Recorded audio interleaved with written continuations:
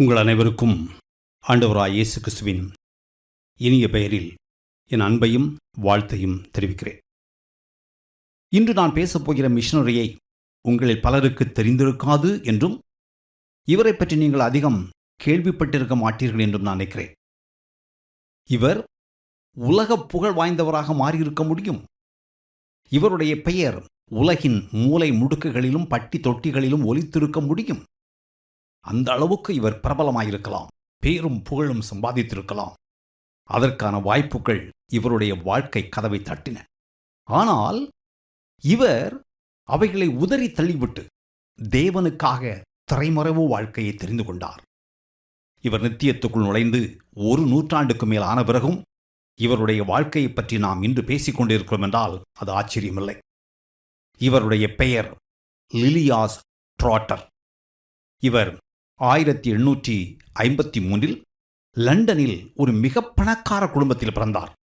இவருடைய அப்பா அலெக்சாந்தர் ஒரு பங்கு தரகர், அதிபுத்திசாலி, வெற்றிகரமான தொழிலதிபர். நாளடைவில் ரயில்வே சம்பந்தப்பட்ட நிறுவனங்களையும் அவர் நிறுவினார். அந்த நாட்களில் ரயில்வே சம்பந்தமான வியாபாரம் மிகவும் லாபகரமான வியாபாரமாக கருதப்பட்டது. லிலியாஸின் அம்மா இசபெல்லா லண்டனில் மேற்கு பகுதியில் பெரிய செல்வந்தர்கள் வாழ்ந்த மாலிபர்னில் இவர்களுக்கு மிக அழகான பெரிய வீடு இருந்தது. லிலியாஸின் அப்பா அலெக்சாந்தரின் முதல் மனைவி இறந்து விட்டார். ஆம், அவர் தாரம் இழந்தவர். முதல் திருமணத்தின் மூலம் அவருக்கு ஏற்கனவே 6 குழந்தைகள் இருந்தார்கள். இசபெல்லா இவருடைய 2வது மனைவி. இவருக்கு 3 குழந்தைகள். 3 குழந்தைகளை பெறுவதற்கு முன்பே அவர் 6 குழந்தைகளுக்கு மாற்றாந்தாயாக இருந்து அவர்களை வளர்த்தார் என்பதை நினைவில் வைத்துக் கொள்ளுங்கள். அவர் பெற்றெடுத்த 3 குழந்தைகளில் ஒருவர் லிலியாஸ். 9 குழந்தைகளையும் அவர் மிகவும் சாமர்த்தியமாகவும் திறமையாகவும் வளர்த்தார். வீட்டில் குழந்தைகளை கவனிக்கவும் அவர்களுக்கு பாடம் கற்பிக்கவும் பயிற்சி அளிக்கவும் ஆட்கள் இருந்தார்கள். இவர்களை ஆசிரியர்கள் அல்லது தாதிகள் என்று சொல்லலாம். இளமையிலேயே அவர்கள் அனைவரும் பிரெஞ்சு, ஜெர்மன் மொழிகளையும் இசையும் கலையும் கற்றார்கள். கோடை காலத்தில் குடும்பமாக ஐரோப்பா முழுவதும் சுற்றுப்பயணம் சென்று வந்தார்கள். கடலோர நகரங்களில், கடற்கரைகளில், காடுகளில், மலைகளில் துள்ளி திரிந்தார்கள். விடுமுறைகளை உல்லாசமாக கழித்தார்கள். இனிமையான இளமை பருவம். பிள்ளைகள் எல்லாரிடமும் ஒழுங்கும் ஒழுக்கமும் மேலோங்கி இருந்தன. குழந்தைகள் எல்லாரையும் போல் லிலியாஸ் உயர்ந்த ஒழுக்கமுடைய பெண். அவரிடம் ஒழுங்கும் ஒழுக்கமும் சற்று கூடுதலாக இருந்தது என்று கூட சொல்லலாம். எல்லாரும் அவர்களுடைய ஊரில் இருந்த ஆலயத்திற்கு தவறாமல் போய் வந்தார்கள். அவருடைய பெற்றோர் ஆலயத்தின் நடவடிக்கைகளில் தீவிரமாக ஈடுபட்டிருந்தார்கள். குடும்பத்தில் இருந்த ஒவ்வொருவரும் உண்மையாகவே தேவனை விசுவாசித்தார்கள். லிலியாஸ் மிகவும் உறுதியான பெண், சுதந்திரமான பெண், பலமான பெண். தேவனுடைய படைப்பின் பெரிய சிறிய காரியங்களில் உள்ள அழகை இனங்காணும் அற்புதமான உணர்திறன் லிலியாஸிடம் இளமையிலே இருந்தது. அவர் எல்லாவற்றிலும் அழகை கண்டார், அழகை ரசித்தார், அழகை மகிழ்ந்தார். ஆம், அவர் கலையில், ஓவியத்தில் அதீத திறமையுடையவர். லிலியாஸின் இந்த திறமையை, இந்த தாளந்தை அவருடைய அம்மா ஆரம்பத்திலேயே புரிந்து கொண்டார். எனவே அவர் லிலியாஸின் திறமைகளை வளர்த்துக்கொள்ள ஊக்குவித்தார், உற்சாகப்படுத்தினார். இவ்வளவு அழகான அன்பான குடும்பத்தில் அவர் விரும்பிய அனைத்தும் அவருக்கு கிடைத்தன. பொருளாதார வசதி தாராளமாக இருந்தது. உணர்ச்சி பூர்வமான ஆதரவு அபரிமிதமாக கிடைத்தது. ஆவிக்குரிய வாழ்க்கைக்கு தேவையான ஆரோக்கியமான சூழல் நிறைந்திருந்தது. இந்த நிலைமையில் லிலியாஸின் அப்பா அலெக்சாந்தர் ஒரு நாள் திடீரென காலமானார். லிலியாஸுக்கு அப்போது வயது 12. அவருடைய அப்பாவின் மறைவுக்கு பின் அவருடைய அம்மா அந்த சோகத்திலிருந்து மீளவே இல்லை. லில்லியும் உடைந்து போனார். அதுவரை தன் வாழ்க்கை மிகவும் பாதுகாப்பானது என்றும் அது எப்படி பயணிக்கும் என்றும் அவர் திட்டவட்டமாக கணித்திருந்தார். ஆனால் அவருடைய அப்பாவின் திடீர் மரணத்தினால் வாழ்க்கையை பற்றி அவருடைய பார்வை முற்றிலும் சிதைந்தது. இதற்கு பிறகு அவர் கருத்தார்வமும் கருத்தூன்றியவருமானார். ஆவியில் மிகவும் நிதானமானார். காரியங்களை கருத்தாய் ஆராய்ந்தார். அப்பாவின் திடீர் மறைவு அவரை தேவனை விட்டு தூரமாக்கவில்லை, மாறாக தேவன்பால் திருப்பியது, தேவன்பால் ஈர்த்தது. அவருடைய குடும்பத்தில் எல்லாரும் நேரம் ஒதுக்கி சேர்ந்து அமர்ந்து வேதாகமத்தை வாசித்தார்கள். ஞாயிறு வகுப்பில் தவறாமல் கலந்து கொண்டார்கள். ஆலயத்தின் ஆராதனைகளிலும் எல்லா விதமான செயல்பாடுகளிலும் மனமுவந்து பங்கெடுத்தார்கள். இதனால் லிலியாசுக்கு வேதாகமத்தையும் தேவனையும் பற்றிய ஒரு வகையான புரிதல் இருந்தது. ஆனால் இப்போதுதான் அவர் தன் வாழ்வில் முதன்முறையாக தேவனுடைய அன்பை தனிப்பட்ட விதத்தில் அனுபவித்தார். தேவன் உண்மையிலேயே தன் பரலோக தந்தை என்று கண்டார். அந்த நேரத்தில் லில்லி எப்படி இருந்தார் என்பதை பற்றி அவருடைய ஒரு சகோதரி, அவள் வீட்டில் இருக்கும்போது வீடு முழுவதும் ஒரு வகையான ஒளி நிரம்பியிருக்கும். அவள் விவரிக்க முடியாத நிலையான ஒளியை பரப்பிக் கொண்டிருந்தாள் என்று கூறுகிறார். அவருடைய அம்மா லில்லியின் கல்வியில் கண்ணும் கருத்துமாயிருந்தார். அவருடைய அப்பா இறந்த பிறகும் எல்லாருடைய கல்வியும் எந்த தொய்வும் இல்லாமல் தொடர்ந்தது. ஒருமுறை லில்லியின் கல்வியின் பாடத்திட்டத்தின் ஒரு பகுதியாக அவர் வெளிநாட்டு பயணம் மேற்கொள்ள வேண்டியிருந்தது. அந்த நாட்களில் மக்கள் ஸ்டேஜ் கோச் என்று அழைக்கப்படும் குதிரை வண்டியில் தான் பொதுவாக பயணித்தார்கள். லில்லி இந்த பயணத்தை முடித்து வீட்டுக்கு திரும்பியதும் தான் வழியில் கண்ட காட்சிகளை எல்லாம் அப்படியே தத்ரூபமாக வரைந்தார். தன்னை சுற்றியிருந்த அழகை அவர் ரசித்தார். அதனால் அவர் ஈர்க்கப்பட்டார், வசீகரிக்கப்பட்டார். அவருக்கு அவ்வளவு உணர்திறனும் நினைவாற்றலும் கலைத்திறனும் இருந்தன. ஒரு முறை அவர் சுவிட்சர்லாந்தின் ஆல்ப்ஸ் மலைகளுக்கு சென்றபோது புத்தம் புதிய பனியால் மூடப்பட்ட மலைகளை பார்த்தார். அதை கண்டபோது அவர் கண்ணீர் விட்டு அழுதார். அவருக்கு அப்போது 13 வயது. கலை, அழகு, ஓவியம் ஆகியவைகளின் மேல் இவ்வளவு ஆழமான உணர்ச்சியும் ஈடுபாடும் ஆர்வமும் அவைகளை குறித்த படைப்பாற்றலும் இருந்தது. அதே நேரத்தில் அவர் தெளிந்த மனதுடையவர், உயர்ந்த ஒழுக்கமுடையவர், ஒழுங்கான வாழ்க்கை உடையவர். இவைகளை அவர் இளமையிலேயே கற்றுக்கொண்டார். அப்போது லில்லியாசுக்கு வயது 20. அவருடைய அம்மாவும் அவரும் ஒரு கிறிஸ்தவ மாநாட்டிற்கு அழைக்கப்பட்டிருந்தார்கள். இது ஒரு புதிய மாநாடு. அந்த நேரத்தில் இது கெஸ்விக் மாநாடு என்று அழைக்கப்பட்டது. இன்றும் இது நடைபெறுகிறது. லில்லி கலந்து கொண்ட மாநாட்டில் வில்லியம் வில்பர்போஸின் மகன் எழுத்தாளர் ஜார்ஜ் மெக்டானலும் அக்காலத்தின் முக்கியமான சில இறையியலாளர்களும் ஆசிரியர்களும் அழைக்கப்பட்டிருந்தார்கள். அந்த கூட்டத்துக்கு அழைக்கப்பட்ட விருந்தினர்களின் பட்டியலில் இவர்களும் இடம்பெற்றிருந்தார்கள். லிலியாசுக்கு இது மிகவும் முக்கியமான தருணம். இந்த கூட்டத்தில் தான் லில்லி தன் வாழ்நாளில் முதல் முறையாக நடைமுறைக்குரிய இறையியலை கேள்விப்பட்டார். ஒரு கிறிஸ்தவன் தன் விசுவாசத்தை ஒவ்வொரு நாளும் எப்படி வாழ வேண்டும் என்று இந்த கூட்டங்களில் வலியுறுத்தி பேசினார்கள். அது லில்லியின் உள்ளத்தில் பெரும் தாக்கத்தை ஏற்படுத்தியது. லில்லி எல்லாவற்றையும் உள்வாங்கிக் கொண்டார். அவர் இந்த நேரத்தில் நிறைய கற்றுக்கொண்டார். இந்த நேரத்தில் இங்கிலாந்தில் அப்போது இன்னொரு அசாதாரணமான நிகழ்ச்சி நடந்து கொண்டிருந்தது. அமெரிக்காவிலிருந்து வந்த ஒரு பிரசங்கியார் இங்கிலாந்து முழுவதும் சுற்றுப்பயணம் செய்து குறிப்பாக லண்டனில் நற்செய்தி கூட்டங்களில் பேசிக் கொண்டிருந்தார். இதில் என்ன அசாதாரணம் இருக்கிறது என்றால், அந்த பிரசங்கியார் படிப்பறிவில்லாதவர், வாலிபர். இயேசு கிறிஸ்துவை விசுவாசிப்பதற்கு முன் அவர் காலணிகள் விற்றவர். ஆம், D.L. மூடிதான் அந்த பிரசங்கியார். அவர் இங்கிலாந்தில் பெரிய பரபரப்பை ஏற்படுத்தினார். இங்கிலாந்தின் ஊடகங்கள் அவரை கடுமையாகவும் கொடுமையாகவும் விமர்சித்தன. அவர்கள் அவரை கேலி செய்தார்கள். அவருடைய ஆங்கில உச்சரிப்பு, அவர் பேசிய பாணி எல்லாவற்றிலும் அமெரிக்கத்தனம் மேலோங்கி இருந்ததால் இங்கிலாந்துக்காரர்கள் அவரை பரிகாசம் செய்தார்கள். அவர்கள் அதை விரும்பவில்லை. ஆனால் D.L. மூடியின் நேர்மை, நற்செய்தியின் தெளிவு, நல்ல நகைச்சுவை மக்களை கவர்ந்தது. விரைவில் 1000க்கும் மேற்பட்ட மக்கள் அவருடைய கூட்டங்களில் கலந்து கொள்ள தொடங்கினார்கள். இங்கிலாந்தில் ஒரு மாபெரும் எழுப்புதல் ஏற்பட்டது. அந்த நேரத்தில் இங்கிலாந்தின் அரசி விக்டோரியா கூட இதை ஆமோதித்தார். ஆயினும் அவர் D.L. மூடியின் பாணி தன் ரசனைக்கு ஏற்றாற்போல் இல்லை என்று கூறினார். இங்கிலாந்தில் பாய்ந்த எழுப்புதல் நீரோட்டத்தில் லில்லியும் அடித்துச் செல்லப்பட்டார். நாடு முழுவதும் பல்வேறு கூட்டங்கள் நடைபெற்றன. லில்லி ஆவிக்குரிய பல்வேறு பணிவிடைகளில் தன்னார்வ தொண்டராக பணிபுரிந்தார். இதற்கான பல வாய்ப்புகள் அவரை தேடி வந்தன. அவருடைய குடும்பத்திற்கு இருந்த தொடர்பின் காரணமாக பெல்பக் இன்ஸ்டிடியூட் என்று அழைக்கப்படும் ஒரு இடத்தில் அவர் வேதபாட வகுப்புகள் நடத்த ஆரம்பித்தார். முதலில் அங்கு அவர் உதவி செய்ய சென்றார். ஆனால் பின்னர் அவரே அதை நடத்த ஆரம்பித்தார். டிஎல் மூடி லண்டனில் நற்செய்தி கூட்டங்கள் நடத்திய போது லிலியாஸ் அவருடைய பாடகர் குழுவில் சேர்ந்து பாடினார். கூட்டங்கள் முடிந்த பிறகு கூட்டத்துக்கு வந்தவர்களுக்கு விரும்பியவர்களுக்கு ஆலோசனை வழங்கினார். பேச விரும்பியவர்களோடு ஐக்கியம் கொண்டார். இப்படிப்பட்ட வாய்ப்புகள் லில்லிக்கு வந்து குவிந்தன. இவைகளின் மூலம் லில்லி நிறைய கற்றுக்கொண்டார். இந்த நேரத்தில் அவருக்கு வயது 21. டிஎல் மூடி லில்லிக்கு ஒரு பெரிய உந்துதலாக, இன்ஸ்பிரேஷனாக மாறினார்.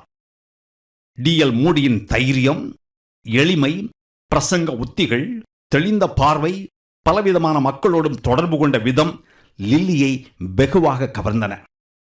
பரபரப்பான அலுவல்கள் அதிகம் இருந்தபோதும் லில்லி பயணம் செய்வதற்கும் நேரம் ஒதுக்கினார். ஒருமுறை அவரும் அவருடைய அம்மாவும் சுவிட்சர்லாந்து வழியாக வெனிஸ் நகரத்துக்கு போய்க் கொண்டிருந்தார்கள். போகும் வழியில் கிராண்ட் கனால் என்ற இடத்தில் உள்ள கிராண்ட் ஹோட்டலில் தங்கினார்கள். லில்லியின் அம்மா இசபெல்லா அங்கு இருந்த வருகை பதிவேட்டில் தங்களுடைய விவரங்களை எழுதும்போது அங்கு எழுதப்பட்டிருந்த ஒரு பெயர் அவருடைய கவனத்தை ஈர்த்தது. அவருடைய பெயர் ஜான் ரஸ்கின். இவர் ஐரோப்பா முழுவதும் மிக பிரபலமான புகழ்பெற்ற கலை விமரிசகர். அவர் அப்போது அந்த ஓட்டலில் தங்கியிருந்தார். இசபெல்லா அந்த வாய்ப்பை பயன்படுத்த விரும்பினார். கலை விமரிசகர் ஜான் ரஸ்கினை சந்திப்பதை ஒரு பொன்னான வாய்ப்பாக கருதினார். ஜான் ரஸ்கின் தன் மகளின் கலை படைப்புகளை பார்த்து தன் கருத்துக்களை சொன்னால் எவ்வளவு அருமையாக இருக்கும் என்று அவர் நினைத்து பார்த்தார். இது போன்ற வாய்ப்பு வாழ்நாளில் ஒரு முறைதான் வரும் என்று அவர் நினைத்தார். அந்த நேரத்தில் லில்லி பலவிதமான நீர் வண்ணங்களில் வாட்டர் கலர் ஓவியம் வரைந்து கொண்டிருந்தார். ஐரோப்பாவின் மிக பிரபலமான கலை விமரிசகர் ஜான் ரஸ்கின் என் மகளின் கலைப்படைப்புகளை பார்ப்பாரா என்ற எண்ணம் இசபெல்லாவுக்கு எழுந்தது. ஆனாலும் இசபெல்லா முயற்சி செய்ய நினைத்தார். என் மகள் நீர்வண்ணத்தில் தீட்டிய சில கலைப்படைப்புகளை பேராசிரியர் ரஸ்கினுக்கு அனுப்புவதில் இசபெல்லாவாகிய நான் மகிழ்ச்சி அடைகிறேன். நீங்கள் இந்த படைப்புகளை அங்கீகரிக்காமல் நிராகரித்தாலும் அதையும் ஏற்றுக்கொள்வதற்கு இசபெல்லாவாகிய நான் தயாராக இருக்கிறேன். என் மகள் ஓவியம் வரைவதை முறையாக கற்கவில்லை. ஆயினும் இசபெல்லாவாகிய நான் திரு ரஸ்கினின் கருத்தை அறிந்து கொள்வது மிகவும் விலையேறப்பட்டது என்று ஒரு குறிப்பை எழுதி ரஸ்கினுக்கு அனுப்பினார். அந்த நாட்களில் ரஸ்கின் மிக பிரபலமான ஓவியர், கலைஞர், கலை விமரிசகர். பஞ்ச் என்ற ஒரு நாளிதழில் அவர் கலைப்படைப்புகளை பற்றி விமரிசனம் எழுதினார். அவர் எவ்வளவு பெரிய கலை விமரிசகர் என்பதற்கு இதோ ஒரு எடுத்துக்காட்டு. ஒரு முறை அவர் ஒரு கண்காட்சியில் வைக்கப்பட்டிருந்த ஓவியங்களை பற்றி, ஓவியங்களும் கலைப்படைப்புகளுமாகி எங்களை பற்றி ரஸ்கின் வனவிலங்கை போல் கடித்து குதறுவதற்கு முன், அவரிடமிருந்து எந்த புகாரும் வருவதற்கு முன், நாங்கள் உலர்வதற்கு முன் விற்றுவிடுகிறோம். ரஸ்கின் மூக்கை நுழைத்துவிட்டால் நாங்கள் தொலைந்தோம் என்று ஓவியங்கள் தங்களை பற்றி சொல்வது போல் அவர் விமர்சனம் எழுதினார். அந்த அளவுக்கு அவர் செல்வாக்கு மிக்கவர். ஜான் ரஸ்கின் எங்கு சென்றாலும் இதுபோன்ற குறுக்கீடுகள் வருவது வழக்கம். மக்கள் அவரை சந்திக்க விரும்பினார்கள், அவரோடு பேச விரும்பினார்கள். எனவே எலிசபெத் எழுதி அனுப்பியிருந்த குறிப்பு அவருக்கு புதிதல்ல. அவர் எலிசபெத் அனுப்பியிருந்த ஓவியங்களை பார்க்க ஒப்புக்கொண்டார். எலிசபெத்தும் சாமானியமான ஒரு பெண் அல்ல. அவர் சமுதாயத்தில் மிக உயர்ந்த அந்தஸ்துடையவர். எலிசபெத் அனுப்பியிருந்த ஓவியங்களை ரஸ்கின் ஒரு புரட்டு, மேலோட்டமாக ஒரு புரட்டு புரட்டினார். ஆனால் பார்த்ததும் திகைத்து போனார். அவை கலையை முறையாக கற்காத ஒருவர் பொழுதுபோக்காக வரைந்தவை போல் தோன்றவில்லை. அவை கற்றுத்தேர்ந்த ஒருவருடைய கைவண்ணம் போல் தோன்றின. அவைகளின் வேலைப்பாடு, வண்ணங்களின் பயன்பாடு ஆகியவைகளை கண்டு அவர் மலைத்து போனார். ஓவியங்களின் பின்புலத்தில் ஒளிவண்ணம் சரியாக பயன்படுத்தவில்லை என்பது அவருக்கு தெரியும். ஆனால் அந்த ஓவியங்களை வரைந்தவர் எவ்வளவு திறமையானவர் என்பதை இந்த மேதை உடனே கண்டுபிடித்து விட்டார். உடனடியாக என்னை வந்து பாருங்கள் என்று ரஸ்கின் எலிசபெத்துக்கு பதில் எழுதினார். லில்லியும் அவருடைய அம்மாவும் ரஸ்கினை சந்தித்தார்கள். ரஸ்கின் லிலியாஸுக்கு முறையாக கற்பிக்க ஒப்புக்கொண்டார், கற்பித்தார். லிலியாஸ் ரஸ்கினிடமிருந்து பல பாடங்களை கற்றுத் தேறினார். லில்லி கற்றுக்கொண்ட வேகத்தையும் விதத்தையும் கண்டு ரஸ்கின் ஆச்சரியப்பட்டார். லில்லி கலையில், ஓவியத்தில் பல திறமைகளை வளர்த்துக் கொண்டார். பேராசிரியர் ரஸ்கின் லில்லியை மாணவியாக ஏற்றுக்கொண்டு தொடர்ந்து கற்பித்தார். 1879 லில்லியின் வாழ்க்கையில் பல திருப்பங்கள் ஏற்பட்டன. அவருடைய அம்மா இருதய நோயினால் பாதிக்கப்பட்டு காலமானார். இப்போது பெற்றோர் இருவரும் இறந்துவிட்டார்கள். உடன் பிறந்தவர்கள் அனைவரும் திருமணமாகி தனித்தனியே போய்விட்டார்கள். லிலியாஸ் தனியாக நின்றார். திக்குத் தெரியாத காட்டில் கண்ணை கட்டிக்கொண்டு இருப்பது போல் உணர்ந்தார்.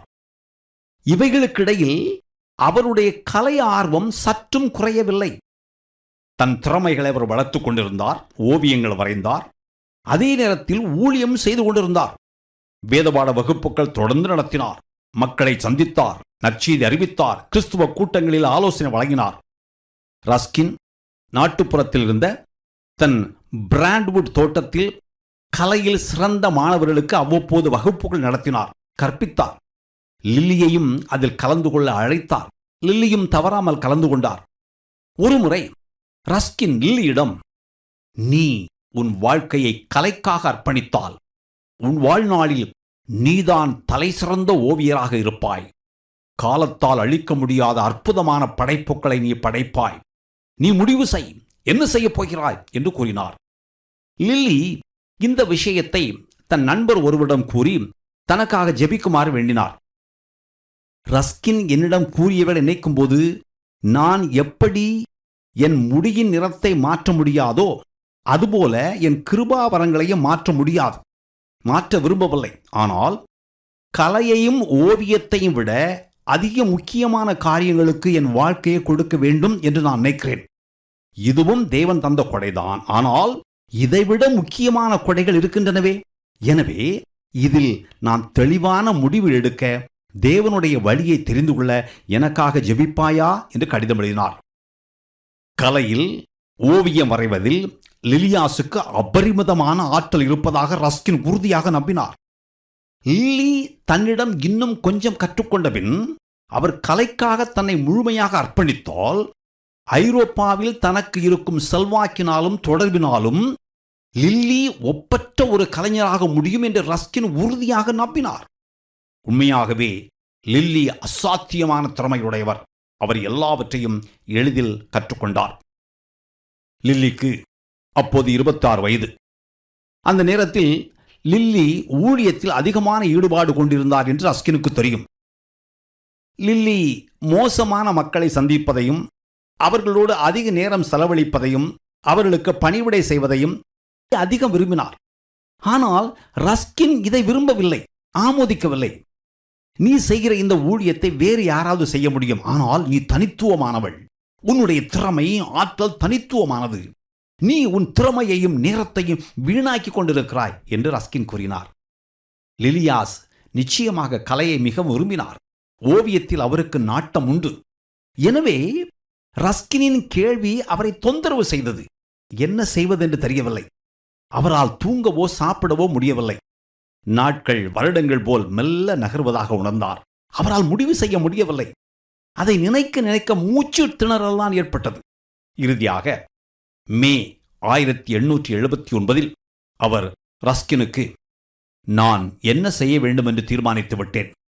பட்ட பகலில் எல்லாம் தெள்ளத் தெளிவாக தெரிவது போல் இப்போது எனக்கு எல்லாம் தெளிவாக தெரிகிறது. இப்போது எனக்கு எந்த கலக்கமோ குழப்பமோ இல்லை. நீங்கள் சொல்லுகிற, நீங்கள் எதிர்பார்க்கிற விதத்தில் என்னால் என்னை கலைக்கு அர்ப்பணிக்க முடியாது. நான் முதலாவது தேவனையும் தேவனுடைய அரசையும் தேடப் போகிறேன் என்று எழுதினார்.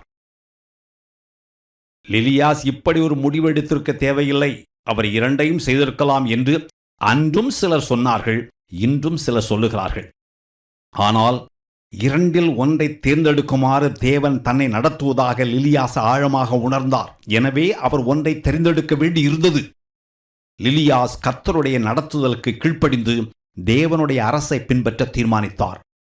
தேவன் கொடுக்கச் சொல்லும்போது கொடுக்காமல் வைத்திருப்பது இழப்பு என்று அவர் பிற்காலத்தில் எழுதினார். அவர் இப்படி தீர்மானித்த பிறகு அவருடைய வாழ்க்கை வழக்கம் போல் தொடர்ந்தது.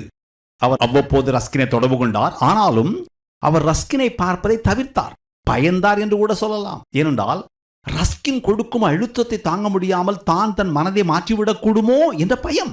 அதனால் தவிர்த்தார். ஆனால் அவர் தான் எடுத்த முடிவில் உறுதியாக இருந்தார். அவர் கடைசி வரை ரஸ்கினின் சிறந்த மாணவியாக இருந்தார். ரஸ்கின் லில்லியின் நீர்வண்ண ஓவியங்களை புகழ்பெற்ற பிற கலைஞர்களுடன் தொடர்ந்து பகிர்ந்து கொண்டார். அவர்கள் அவைகளை வெகுவாய் பாராட்டினார்கள். இதற்கிடையில் லில்லி பெல்பக் நிறுவனத்தில் மும்முரமாக இறங்கினார். இந்த நிறுவனமும் வேறு பல நிறுவனங்களும் சேர்ந்து YMCA என்பது போல் YWCA-வாக மாறியது, யங் விமென்ஸ் கிறிஸ்டியன் அசோசியேஷன். அப்போது YWCA ஒரு கிறிஸ்தவ அமைப்பாக இருந்தது. லண்டனின் மையப்பகுதியில் இருந்த இந்த குறிப்பிட்ட பகுதியில் வறுமை கோரத்தாண்டவும் ஆடியது. கிராமப்புறங்களிலிருந்து மக்கள் வேலை தேடி பெருநகரங்களுக்கு படையெடுத்தார்கள். ஆனால் அவர்கள் எதிர்பார்த்தபடி வேலை உடனே கிடைக்கவில்லை. வருமானம் இல்லை, தங்க இடம் கிடைக்கவில்லை, பசி, பட்டினி. குறிப்பாக பெண்கள் பெரிதும் பாதிக்கப்பட்டார்கள். வேலைக்கு அமர்த்துவதற்கு தேவையான கல்வியோ திறமையோ இல்லாததால் வேலை கிடைக்காமல் தத்தளித்தார்கள். நகரத்தில் சிக்கி தவித்தார்கள். வாழ வழியில்லாமல் விபச்சாரத்தில் இறங்கினார்கள்.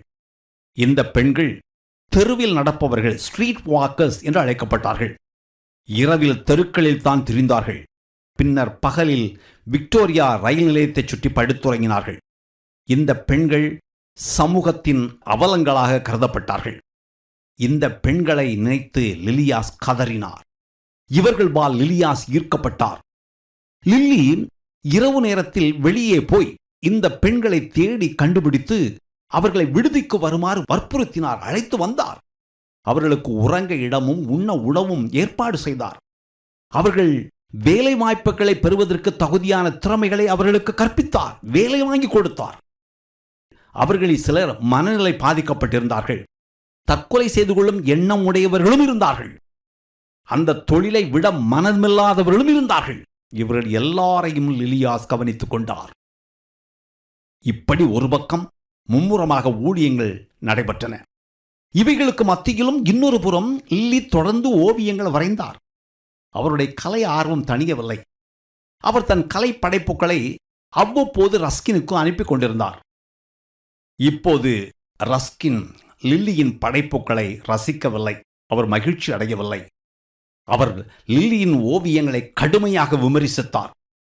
உன் கலை படைப்புகளில் முன்பு போல் இப்போது உயிர் இல்லை. அவை இப்போது மிகவும் வறட்சியாக உள்ளன. முன்பு உன் ஓவியங்களில் அழகு இருந்தது. இப்போது நிறத்தை பற்றிய உன் உணர்வு மங்கிவிட்டது. நீ இப்போது லண்டன் தெருக்களில் செய்து கொண்டிருக்கும் உன் சேவையின் மோசமான நிலைதான் உன் ஓவியங்களிலும் தெரிகிறது. லண்டன் தெருக்களின் அவலங்களும் அருவருப்பும் தான் உன் ஓவியங்களில் மேலோங்கி காணப்படுகின்றன. உன் ஓவியங்களில் மகிழ்ச்சி, அழகு இல்லை. மாறாக துக்கம், வருத்தம், சோகம், உழைப்பு ஆகியவைகள் நிறைந்து வழிகின்றன என்று கூறினார். ரஸ்கின் கூறியது ஒருவேளை உண்மையாக இருக்கலாம். லிலியாஸுக்கு ஒருவேளை அது கசப்பாகவும் இருந்திருக்கலாம். 1884 லிலியாஸின் உடல்நிலை சரியில்லாமல் போயிற்று. அறுவை சிகிச்சை செய்ய வேண்டியிருந்தது. அவருடைய நோயை பற்றிய முழுமையான விவரம் தெரியவில்லை. ஒரு சிறிய அறுவை சிகிச்சை. அறுவை சிகிச்சைக்கு பின் அவர் மிகவும் சோர்வாக இருந்தார். அறுவை சிகிச்சைக்கு பின் பழைய நிலைமைக்கு திரும்ப குணமடைய நீண்ட காலம் ஆயிற்று. அறுவை சிகிச்சைக்கு பின் சில சிக்கல்களும் ஏற்பட்டன. இந்த சிக்கல்கள் அவருடைய இருதயத்தை பாதித்தன. இதன் விளைவாக அவர் தன் வாழ்நாள் முழுவதும் பலவீனமான இருதயத்துடன் தான் வாழ்ந்தார். இது அவருக்கு ஒரு முள்ளாகவே மாறிற்று. லண்டன் நகரத்தில் அப்போது அதிகமான பெண் தொழிலாளர்கள் இருப்பதை லில்லி கவனித்தார். அந்த காலத்தில், அதாவது 1800களில் பெண்கள் உணவகத்திற்குள் அனுமதிக்கப்படவில்லை. எனவே மதிய உணவு நேரத்தில் அல்லது இடைவேளையின் போது பெண் தொழிலாளர்கள் பெரும்பாலும் தெருக்களில் தான் உட்கார்ந்து சாப்பிட்டார்கள். உணவகங்கள், மணமகள் மன்றங்கள், ஆடல் பாடல் நடன அரங்கங்கள் போன்ற இடங்களுக்கு ஆண்கள் மட்டுமே அனுமதிக்கப்பட்டார்கள். பெண்களுக்கு அங்கு அனுமதி கிடையாது. பெண்கள் ஒதுக்கப்பட்டவர்கள். லில்லி இந்த வாய்ப்பை பயன்படுத்தி பெண்களுக்கு மட்டும் என்று பிரத்யேகமான ஓர் உணவகத்தை ஏற்படுத்தினார்.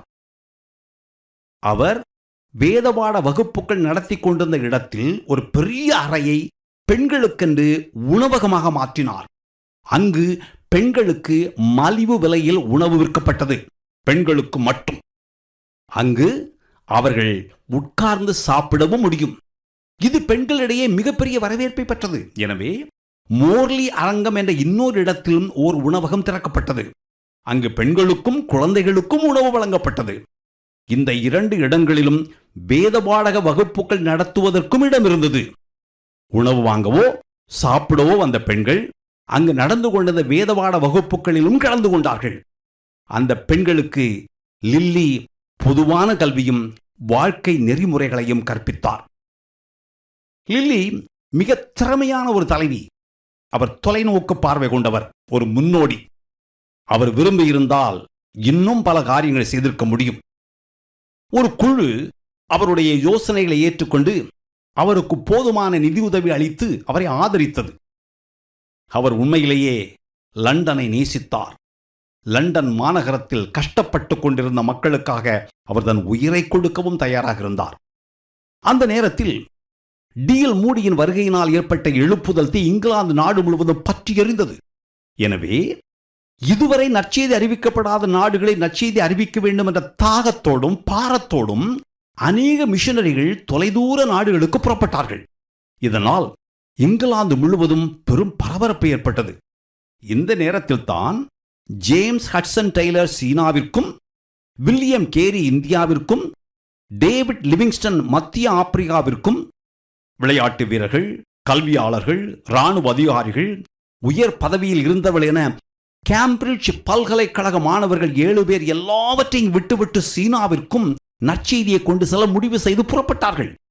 இது இங்கிலாந்தின் ஊடகத்தின் கவனத்தை வெகுவாக ஈர்த்தது.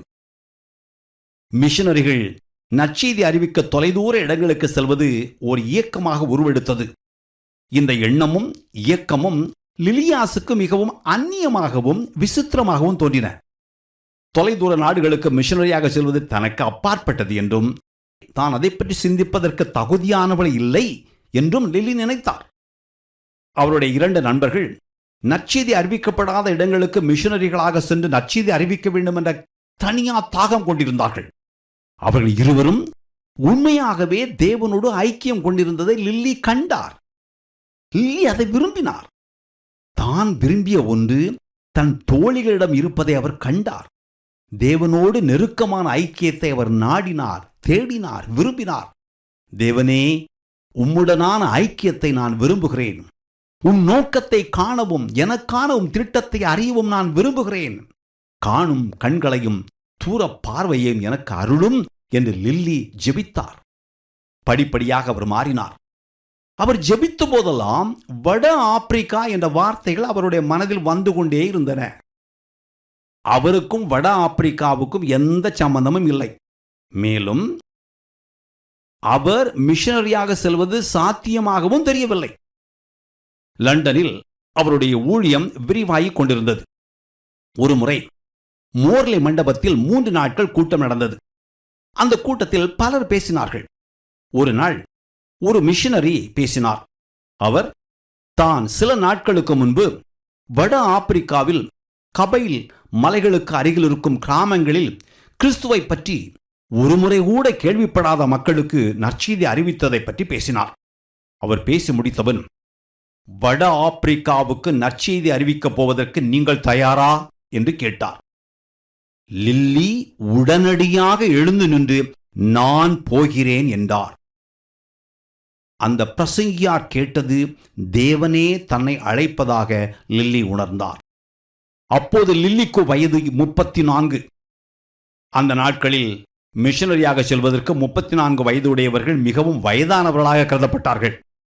வட ஆப்பிரிக்காவிற்கான அழைப்பு தேவன் தனக்கு விடுத்த அழைப்பு என்று நம்பிய லில்லி வட ஆப்பிரிக்கா மிஷனுக்கு தன் விண்ணப்பத்தை அனுப்பினார். போன வேகத்திலேயே பதில் வந்தது. அவருடைய விண்ணப்பம் நிராகரிக்கப்பட்டது.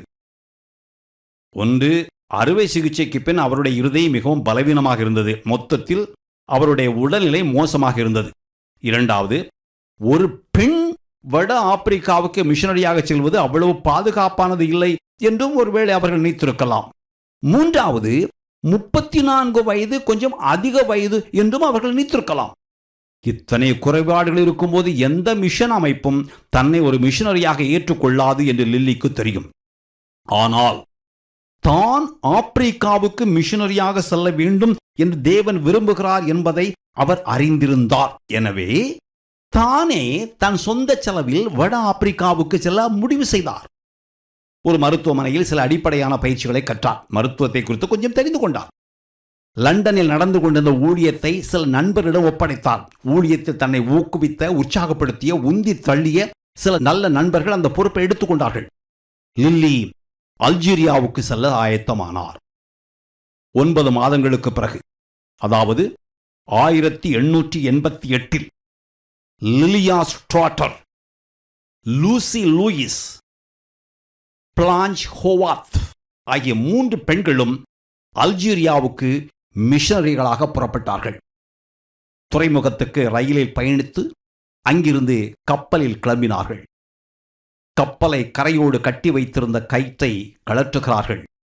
நங்கூரத்தை இழுத்து கப்பலில் வைக்கிறார்கள். கப்பல் மெல்ல நகரத் தொடங்குகிறது. அப்போது எல்லாவற்றையும் இழந்து தேவனை மட்டும் முற்றிலும் சார்ந்து கொள்ளுகிற ஒரு விசித்திரமான மகிழ்ச்சியான உணர்வு லில்லியின் உள்ளத்தை நிரப்பிற்று. சார்ந்து கொள்வதற்கும் சாய்ந்து கொள்வதற்கும் தேவன் மட்டுமே இருக்கிறார் என்ற உணர்வு. கப்பலின் கயிற்றை கழற்றிவிட்டு நங்கூரத்தை இழுத்து வைத்து கப்பல் நகரும் இந்த ஒப்புமையை பயன்படுத்தி லில்லி பின் நாட்களில் இவ்வாறு எழுதினார்.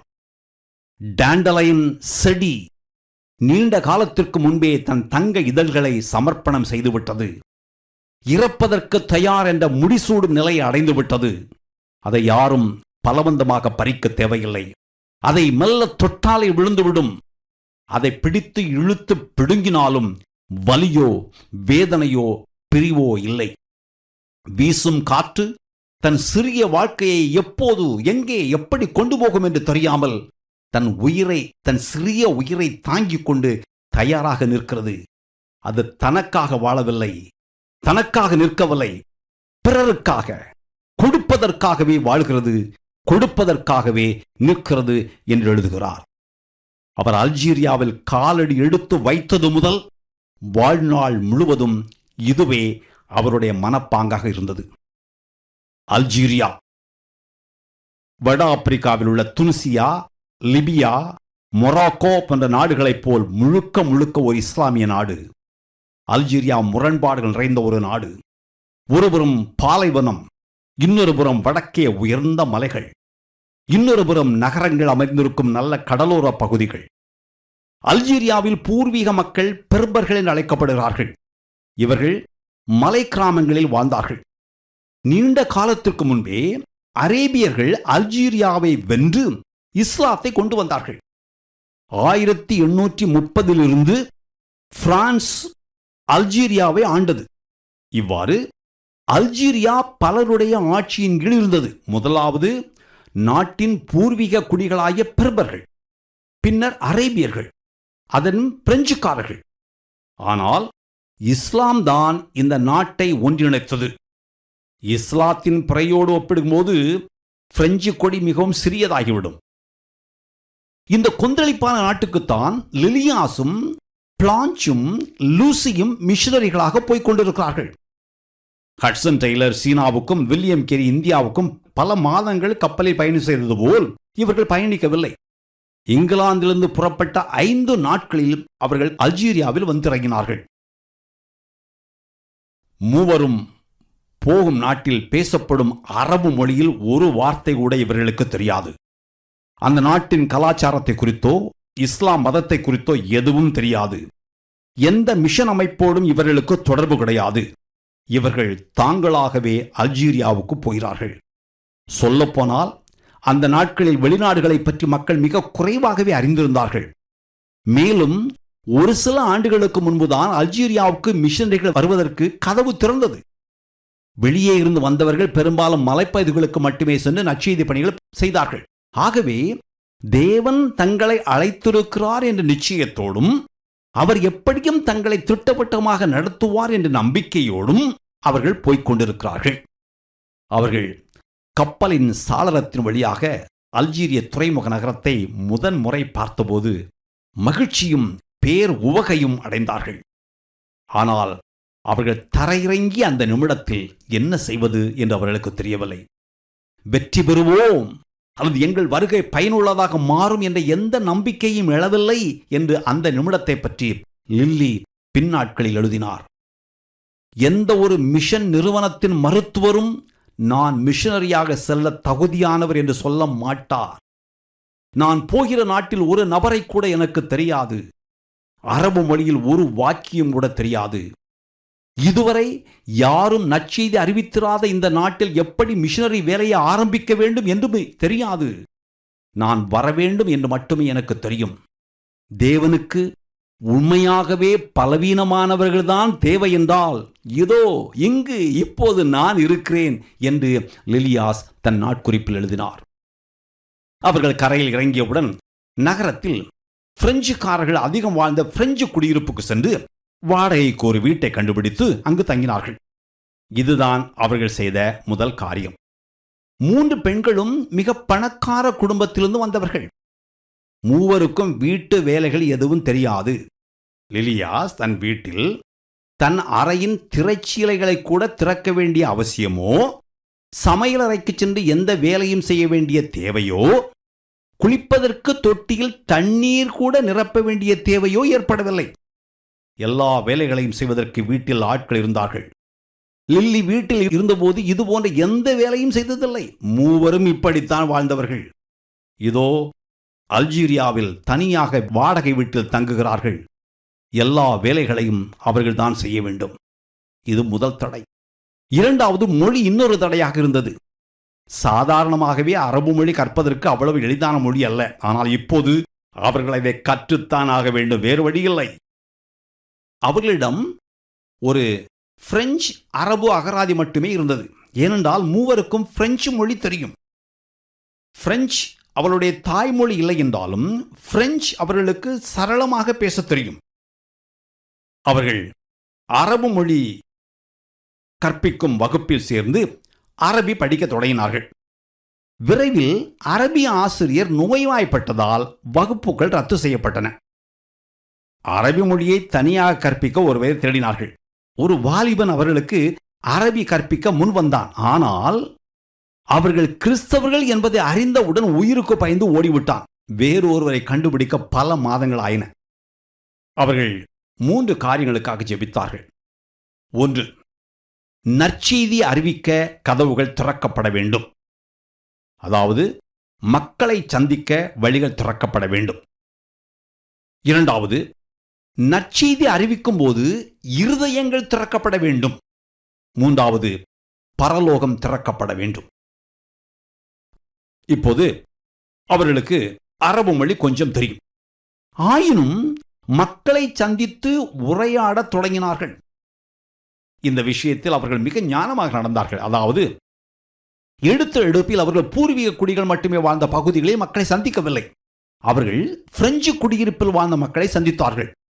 ஏனென்றால் அந்த பகுதியில் வாழ்ந்த பூர்வீக மக்களுக்கு பிரெஞ்சு மொழி கொஞ்சமாவது தெரியும். மேலும் அங்கிருந்த பிற ஐரோப்பியர்களோடும் உரையாட முடியும். நாளடைவில் அவர்கள் தங்கள் வீட்டில் ஒரு கூட்டத்தை தொடங்கினார்கள். சுமார் 20 பேர் வரத் தொடங்கினார்கள். ஒரு வாரம் வருவார்கள், அடுத்த வாரம் வரமாட்டார்கள். இப்படியாக போய்கொண்டிருந்தது. விடாது வருமாறு வற்புறுத்தினார்கள். தொடர்ந்து அரபு மொழி கற்றுக்கொண்டிருந்தார்கள். அதையும் விடவில்லை.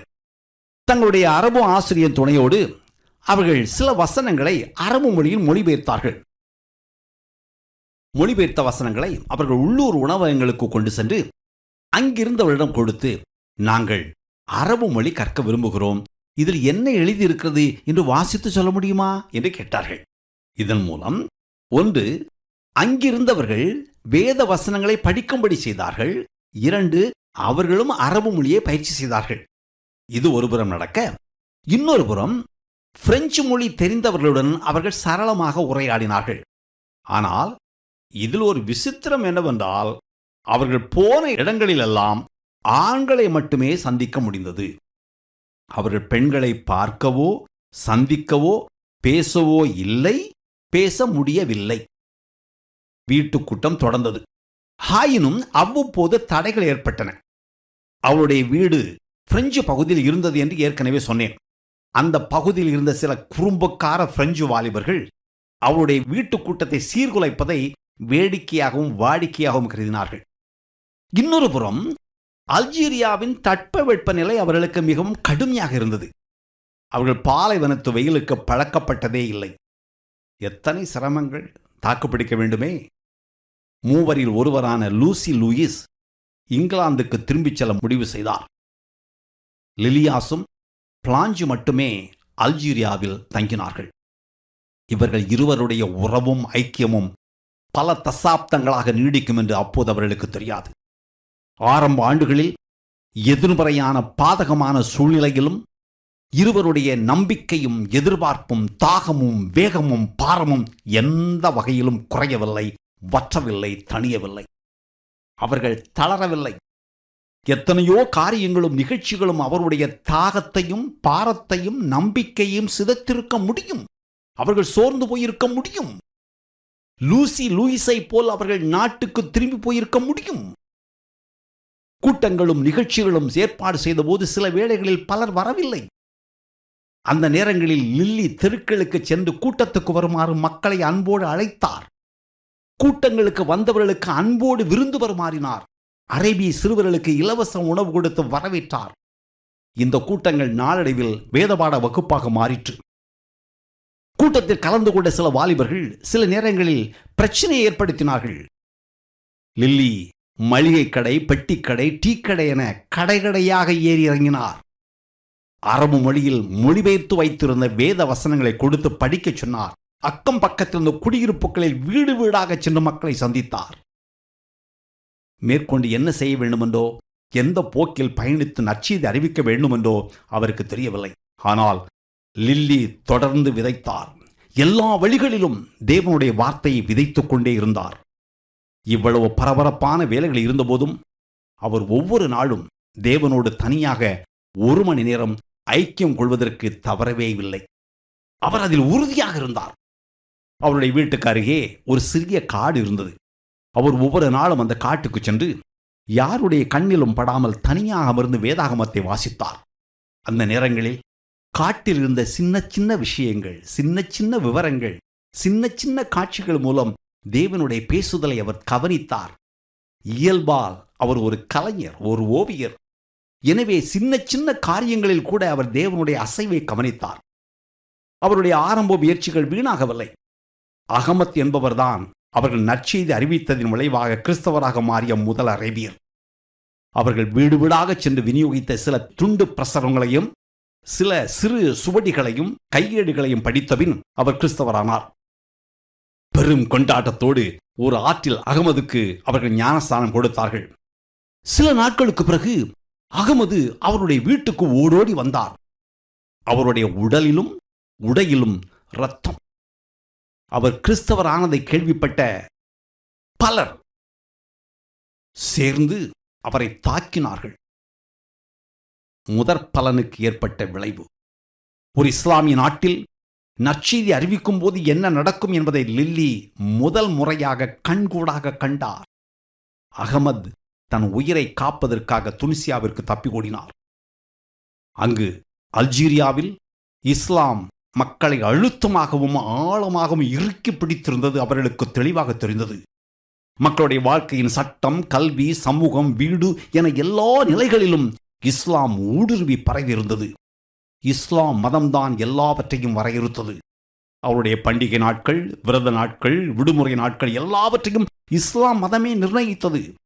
ஒரு நாளில் 5 வேளை தொழுகை செய்தல், ரமணான் நோன்பை கடைபிடித்தல், புனித யாத்திரைகள் செல்லுதல், அன்னதானம் வழங்குதல் போன்ற புறம்பான மத சடங்குகளுக்கு அதிக முக்கியத்துவம் கொடுக்கப்பட்டது. பெண்களின் வாழ்க்கை மிகவும் மோசமாக இருந்தது. அவர்கள் ஏறக்குறைய வாழ்நாள் முழுவதும் ஆண்களின் அடிமைகளாகவே வாழ்ந்தார்கள். 10 வயதிலிருந்தே அவர்கள் முக்காடு போட வேண்டியிருந்தது. பொதுவெளியில் தனியாக இருக்க அனுமதிக்கப்படவில்லை. இளம் வயதிலேயே திருமணம் செய்து கொண்டார்கள். கணவன் விரும்பவில்லை என்றால் மனைவியை மிக எளிதாக விவாகரத்து செய்துவிடலாம். அதனால் கைவிடப்பட்ட பெண்கள் அதிகம் இருந்தார்கள். 19 அல்லது 20 வயதிலேயே விவாகரத்து செய்யப்பட்ட பெண்கள் பல குழந்தைகளோடு நிற்கதியாக தெருவிலே நின்றார்கள். கணவனோடும் பிள்ளைகளோடும் வாழ்ந்த பெண்களுக்கும் சொல்லத்தக்க சுதந்திரம் ஒன்றும் கிடையாது.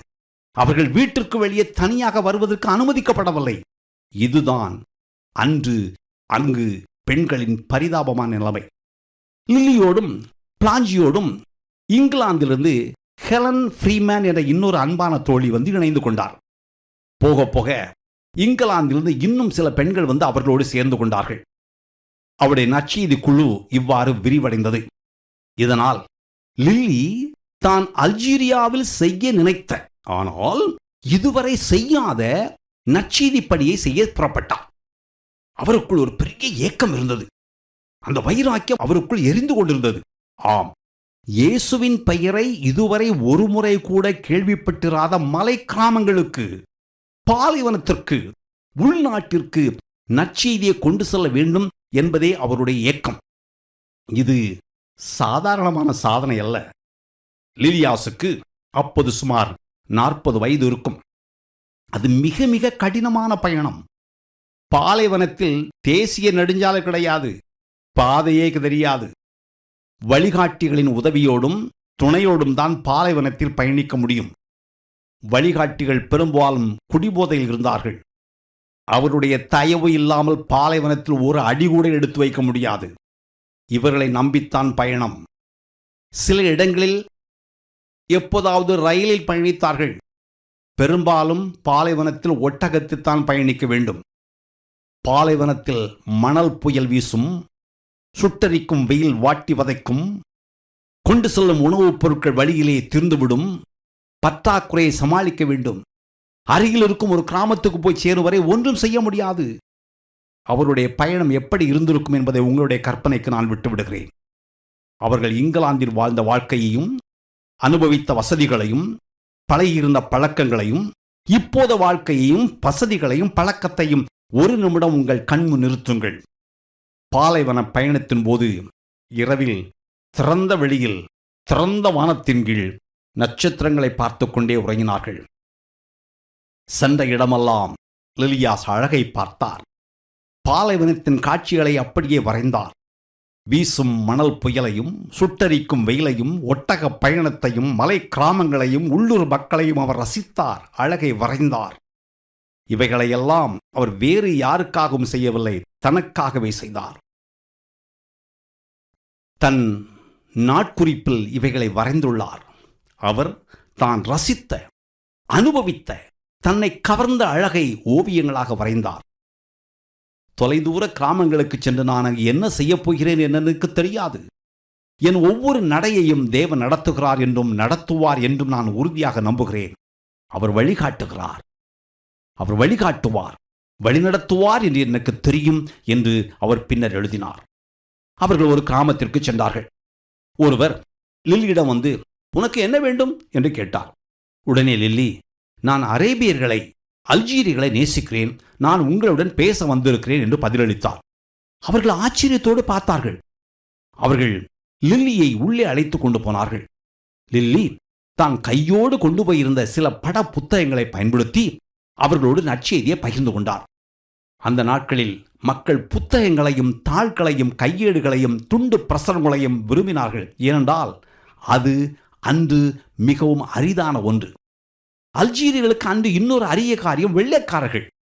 அதற்கு முன் அவர்கள் வெள்ளைக்காரர்களை பார்த்ததே இல்லை.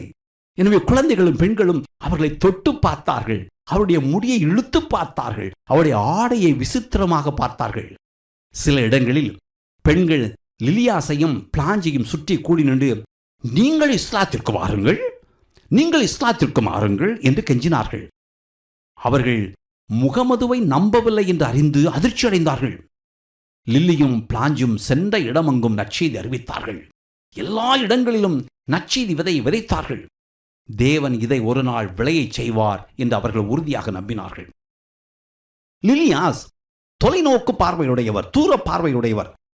இன்றைக்கு ஏதோ ஒன்றை செய்வோம் என்பது அவர் திருப்தி அடைபவர் இல்லை. தன் செயல்களுக்கு இன்னும் 5 வருடம் 10 வருடம் கழித்து என்ன விளைவு ஏற்படும் என்று சிந்தித்து பார்ப்பவர். அல்ஜீரியாவிலும் அவர் அப்படியே சிந்தித்து செயல்பட்டார்.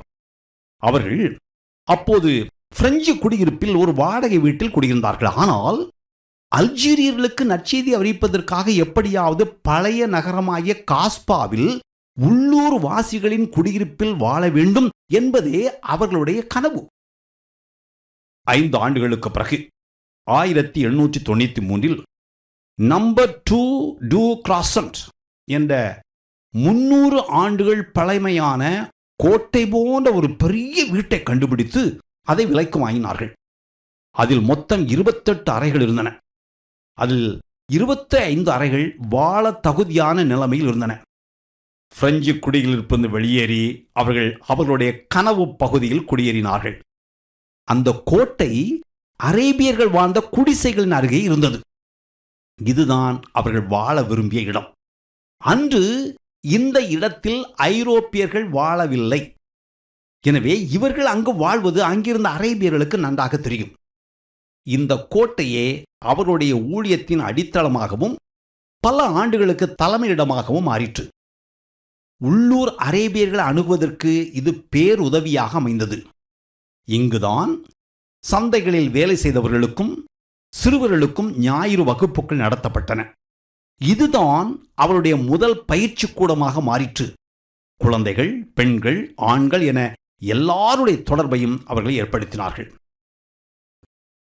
லிலியாஸின் இருதயம் ஏற்கனவே மிகவும் பலவீனமாக இருந்தது. இப்போது அல்ஜீரியாவில் இடைவிடாத கடினமான மக்களை தொடர்ந்து சந்தித்தார், கூட்டங்கள் நடத்தினார். சமீபத்தில் வாங்கின பாழடைந்த கோட்டையை புதுப்பித்துக் கொண்டிருந்தார். உடல்நலம் குன்றிற்று. இதனால் அவர் இடையிடையே சில வாரங்கள் அல்லது மாதங்கள் ஓய்வெடுக்க எங்காவது செல்ல வேண்டிய நிர்பந்தம் ஏற்பட்டது. சில நேரங்களில் அவர் இங்கிலாந்துக்கும் வேறு சில நேரங்களில் வேறு சில ஐரோப்பிய நாடுகளுக்கும் சென்றார். எந்த அளவுக்கு அவர் பலவீனமாக இருந்தார் என்றால், வேலை செய்து கொண்டிருக்கும் போதே சோர்வடைந்து சரிந்து விடுவார், மயங்கி விழுந்து விடுவார். கூட இருந்தவர்களும் பணிபுரிந்தவர்களும் லில்லியை அன்போடு கடிந்து கொண்டார்கள். அவர் தன் உடல்நலத்தில் கொஞ்சம் கூடுதலாக கவனம் செலுத்துமாறு வற்புறுத்தினார்கள். ஆனால் லில்லி அதை பொருட்படுத்தாமல் எப்போதும் போல் ஊழியத்தில் மும்முரமாக ஈடுபட்டார். அவர் தனக்கு உடல்நலம் சரியில்லை என்று ஒருபோதும் நினைக்கவில்லை. அவர் தன்னை நல்ல ஆரோக்கியமானவராகவே கருதினார், வேலை செய்தார். இதற்கு மேல் உழைக்க முடியாது என்ற நிலை ஏற்பட்ட போதுதான் வேலையை சற்று நிறுத்தினார். அவரோடு நெருக்கமாக பணிபுரிந்தவர்கள் அவரை பார்த்து ஆச்சரியப்பட்டார்கள். ஏனென்றால் அவர் அவ்வளவு ஆர்வமாகவும் சுறுசுறுப்பாகவும் உற்சாகமாகவும் தைரியமாக வேலை செய்தார். அவரை பார்த்த அந்நியர் ஒருவர் கூட அவர் உடல்நலம் குன்றியவர் என்று சொல்ல முடியாத அளவுக்கு அவர் வேலை செய்தார்.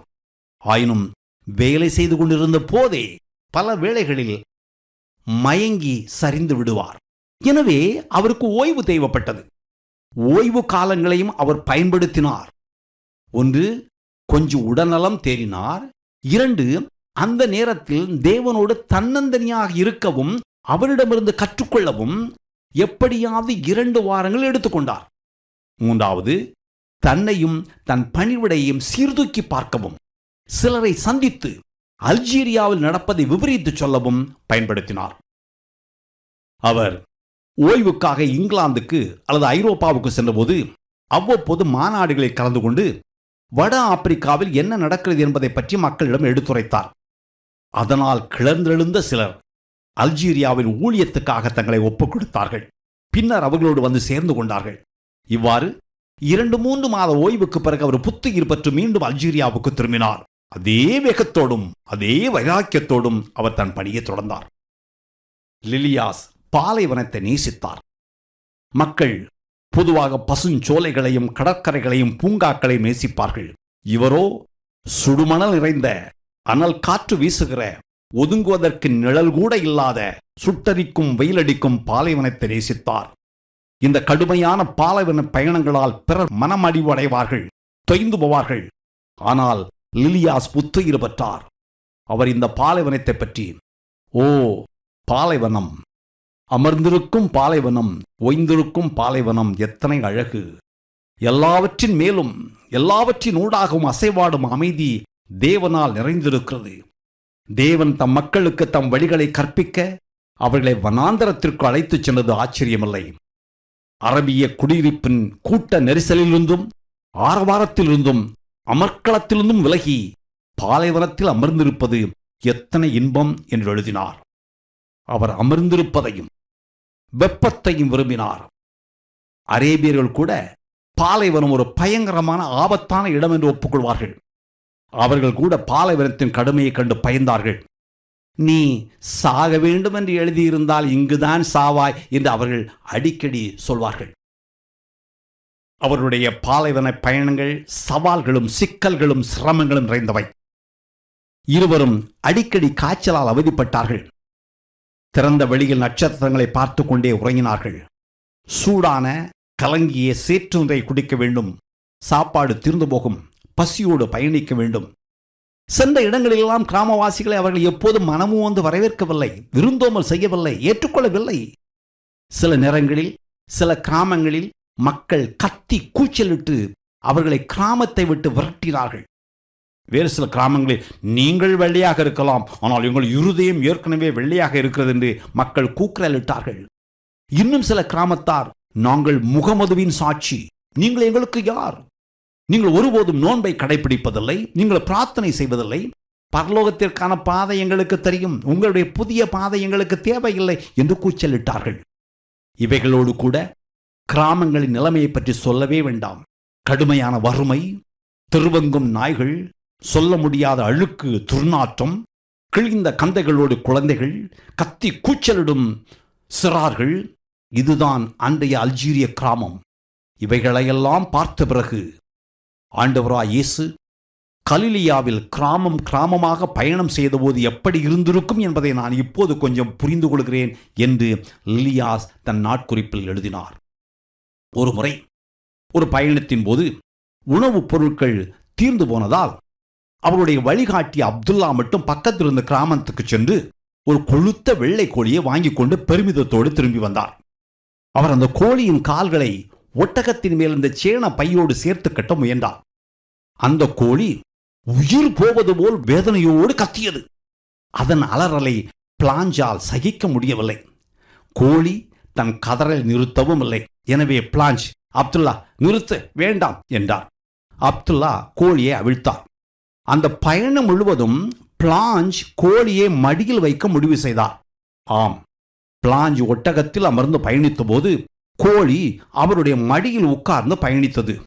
நிச்சயமாக அதன் பிறகு அவர்கள் அந்த கோழியை சமைத்து சாப்பிடவில்லை. பிளாஞ்ச் கோழியை நன்றாக கவனித்துக் கொண்டார். கோழி அவருக்கு அருகில் படுத்து தூங்குவது வழக்கமாயிற்று. கூடவே பயணித்தது. முட்டை போட தொடங்கியது. சில சமயம் பாலைவனத்தின் மணலில், வேறு சில நேரங்களில் ஒட்டகத்தில் பயணிக்கும் போது. லிலியாசும் பிளாஞ்சும் கப்பல்லோ மலைகளில் இருந்த கிராமங்களுக்கும் சென்றார்கள். இதுவரை ஒருமுறை கூட இயேசு என்ற பெயரை கேள்விப்படாதவர்களுக்கு இயேசுவை பற்றியும் அவருடைய மரணம் உயிர்த்தெழுதலை பற்றியும் சொல்வதில் அவர் பேருவகை கொண்டார். அதில் இருக்கும் பேரும்பத்தை குறித்து அவர் தன் நாட்குறிப்பில் எழுதினார். பாலைவன பயணம் ஒரு வகையில் பயங்கரமானது என்றால், மலை பயணம் இன்னொரு வகையில் ஆபத்தானது. மலை கிராமங்களை அடைவதற்கு அவர்கள் பெருக்கெடுத்து ஓடிய ஆறுகளை கடக்க வேண்டியிருந்தது. அவர்களாகவே ஆறுகளை கடக்க முடியாத போது வழிகாட்டிகளின் தோள்களில் தொங்கியபடி ஆறுகளை கடந்தார்கள். ஆறுகளை கடந்து குறுகலான மலைப்பாதைகளில் பயணிக்க சில நேரங்களில் கழுதைகளை பயன்படுத்தினார்கள். பல இடங்களில் கழுதைகள் கூட நடக்க முடியாத அளவுக்கு பாதைகள் மிகவும் செங்குத்தாக இருக்கும். செங்குத்தான பாதைகளில் பாறைகளில் மெல்ல மலையேறினார்கள். இத்தனை இன்னல்களுக்கிடையில் காட்டு நாய்களையும் சமாளிக்க வேண்டும். எல்லாவற்றுக்கும் மேலாக மலையின் வானிலையை ஒருபோதும் கணிக்க முடியாது. கிறிஸ்து அறிவிக்கப்படாத மக்களுக்கு இப்படி கிறிஸ்துவை கொண்டு சென்றார்கள். ஒருமுறை அவர்கள் இப்படிப்பட்ட இன்னல்களையும் இடர்களையும் தாண்டி ஒரு மலை கிராமத்துக்கு சென்றார்கள். அங்கு அவர்கள் கண்ட அகோர காட்சியினால் ஆடி போய்விட்டார்கள். அந்த மலை கிராமம் மிக மோசமான நிலைமையில் இருந்தது. கிராமம் அடியோடு அழிந்து போயிருந்தது என்று சொல்லலாம். பயங்கரமான நிலச்சரிவு ஏற்பட்டு குடிசைகள் மண்ணுக்குள் புதைந்து கிடந்தன. பெரும் பாறைகள் உருண்டு வந்து அங்கிருந்த எல்லாவற்றையும் அடித்து நொறுக்கி இருந்தன. அவர்கள் இந்த நிலைமையிலிருந்து மீண்டு வருவதற்கு அவரிடம் எந்த விதமான வளங்களும் கிடையாது. கிராமத்தின் பரிதாபமான நிலைமையும் வறுமையும் மக்களின் நம்பிக்கையின்மையும் கண்கூடாய் தெரிந்தது. இவருடைய உள்ளம் உடைந்தது. லிலியாஸ் தான் பார்த்த முதல் பெண்ணிடம், நாங்கள் உங்களை பார்க்க வந்திருக்கிறோம் என்று கூறினார். அதற்கு அந்த பெண், இங்கு பார்ப்பதற்கு என்ன இருக்கிறது? பாறைகளும் சேரும், நிலச்சரிவில் காணாமல் போன குடிசைகளும் வறுமையும் நம்பிக்கையின்மையும் தான் இருக்கிறது. வேறு என்ன இருக்கிறது என்று பதில் சொன்னார். ஒரு வாலிபன் கடவுளுக்கு எங்களை குறித்து எந்த எண்ணமும் இல்லை. அப்படி இருக்கும்போது அவருக்கு எங்களை குறித்து என்ன கவலை இருக்க முடியும்? நாங்கள் வாழ்வதற்கு எந்த காரணமும் இல்லை. என்றால் இங்கே சாணியும் சேரும் சகதியும் தான் இருக்கிறது. பரலோகம் என்று ஒன்று இருக்கிறதா என்று எங்களுக்கு தெரியாது. ஆனால் நரகம் என்று ஒன்று இருக்கும் என்று தெரிகிறது. ஏன்? இதோ நாங்கள் நரகத்தில் தான் இருக்கிறோம், நாங்கள் தான் அதற்கு சாட்சி என்று சொன்னான். ஒரு பெண் ஒரு கை குழந்தையுடன் நிற்பதை பார்த்த எலியாஸ், நீ உன் குழந்தையை நேசிக்கிறாயா என்று வினவினார்.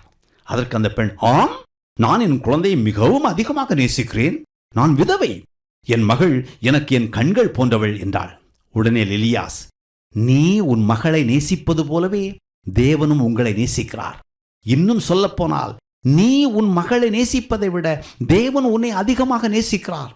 உன் மகள் உனக்கு உன் கண்கள் போன்றவள் என்றால் நீங்கள் தேவனுக்கு அவருடைய கண்கள் போன்றவர்கள் என்று பதில் சொன்னார். இதை கேட்டுக்கொண்டே அந்த பெண் போய்விட்டார். லிலியாசும் பிளாஞ்சும் அடுத்த மலை கிராமத்துக்கு சென்றார்கள். அங்கு அவர்கள் மக்களை சந்தித்து பேசிக் கொண்டிருந்தார்கள். அப்போது அங்கு நின்று கொண்டிருந்த ஒரு சிறுவன் லிலியாசையும் பிளாஞ்சியையும் சுட்டிக்காட்டி, கடவுள் நம்மை தம்முடைய கண்களைப் போல் நேசிக்கிறார் என்று இந்த வெள்ளைக்காரர்கள் சொன்னார்கள் என்று சொன்னான். எவ்வளவு கடுமையாக உழைத்தார்கள்! இவ்வளவு கடுமையான உழைப்புக்கேற்ற பலனை அவர்கள் காணவில்லை. பலர் கிறிஸ்தவர்கள் ஆனார்கள், உண்மை.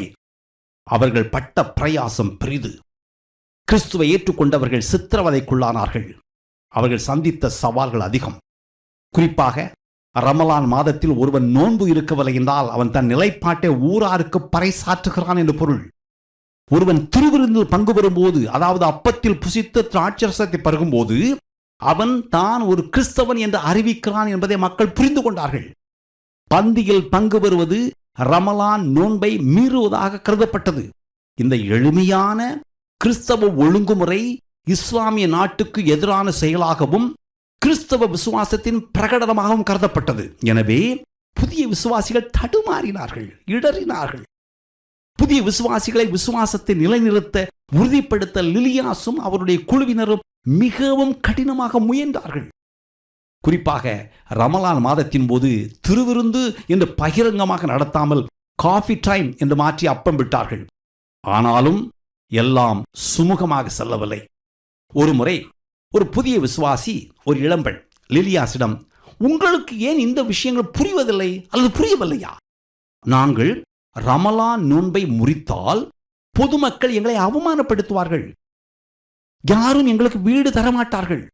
நாங்கள் வாங்கவோ விற்கவோ முடியாது. கடைகளில் எங்களுக்கு யாரும் எதையும் தரமாட்டார்கள். தெருக்களில் எங்களை பகிரங்கமாக அசிங்கப்படுத்தி அவமானப்படுத்துவார்கள். சமுதாயத்திலிருந்து எங்களை தள்ளி வைத்துள்வார்கள் என்று கதறினார். இவைகளெல்லாம் லில்லியும் அவருடைய குழுவினரும் அறியாததல்ல. ஆம், புதிய கிறிஸ்தவர்கள் மிகப்பெரிய விலை செலுத்த வேண்டியிருந்தது. அல்ஜீரியாவில் வாழ்ந்த இப்படிப்பட்ட பெண்களுக்கு ஊழியம் செய்யவே கர்த்தர் தன்னை அழைத்திருப்பதாக லில்லி உணர்ந்தார். ஆனால் அவர்களை அவ்வளவு எளிதில் அணுக முடியவில்லை. பெண்களை எப்படி எளிதாக அணுகலாம் என்பதற்கான வழியை லில்லி தேடிக்கொண்டிருந்தார். குழந்தைகள் மூலமாக அவர்கள் அணுக ஆரம்பித்தார். பெண்கள் தங்கள் வீடுகளுக்கு இடையிலே இருக்கும் ஒதுக்குப்புறமான முற்றங்களில் கூடி வருவதை லில்லி கண்டுபிடித்தார். அந்த முற்றத்தில் அவர்கள் அடிக்கடி ஒன்றாக கூடுவதையும் சமைப்பதையும் குழந்தைகளை பார்த்துக் கொள்வதையும் நேரத்தை செலவிடுவதையும் அவர் கேள்விப்பட்டார். இந்த முற்றங்கள் பல வீடுகளின் நடுப்பகுதி போல இருந்தன. பெண்கள் இந்த பகுதியில் சுதந்திரமாக பழகினார்கள். ஆயினும் அந்த வழியாக ஓர் ஆண் வந்தால் அவர்கள் அனைவரும் எலிகளைப் போல தங்கள் வீடுகளுக்குள்ளே ஓடி ஒளிந்து விடுவார்கள். அந்த ஆண் அந்த இடத்தை விட்டு மறைந்த பிறகு அவர்கள் அனைவரும் மீண்டும் அந்த முற்றத்துக்கு வந்து விடுவார்கள். இந்த முற்றத்தில் கூடிய பெண்களை லில்லி சந்தித்தார். லில்லி அங்கு போய் அவர்களோடு உட்கார்ந்தார்.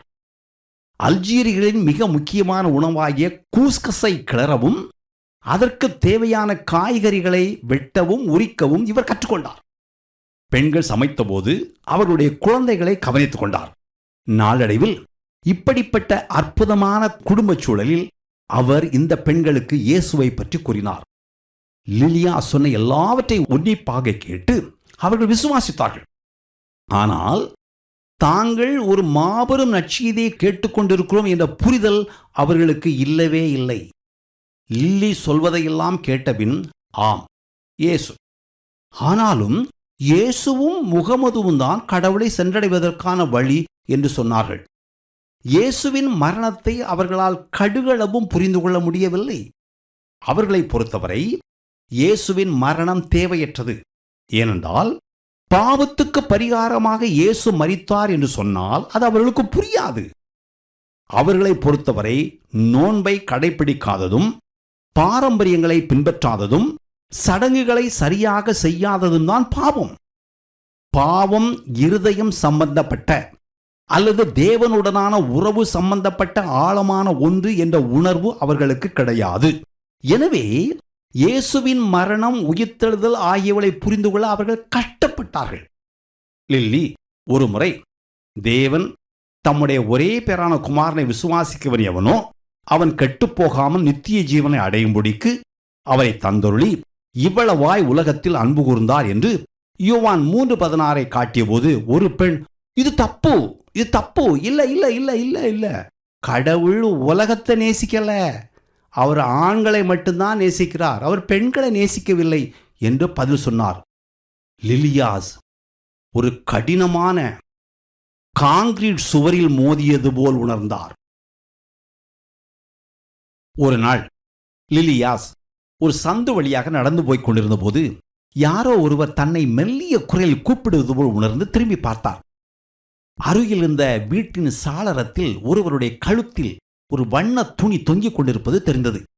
அது ஒரு பெண் என்று அவர் உடனே புரிந்து கொண்டார். இந்த பெண் மிகவும் தைரியசாலி என்றால் பெண்கள் சாளரத்தின் வழியாக பார்க்கக்கூடாது, பார்க்க அனுமதி கிடையாது. பார்க்கவே அனுமதி கிடையாது என்றால் பேசலாமா என்ன? லில்லி அருகில் போனார். அந்த வீட்டில் வாழ்ந்தவர்கள் யார், அவருடைய நிலைமை என்ன என்று எந்த விவரமும் லில்லிக்கு தெரியாது. அங்கு அவர் பாயா என்ற ஒரு பெண்ணை சந்தித்தார். அவளுக்கு 14 வயது இருக்கும். அவள் வேறொரு கிராமத்தைச் சேர்ந்த பெண். அப்போதுதான் திருமணமாகி இந்த நகரத்துக்கு வந்திருந்தாள். இந்த நகரத்தில் அவளுக்கு வேறு யாரையும் தெரியாது.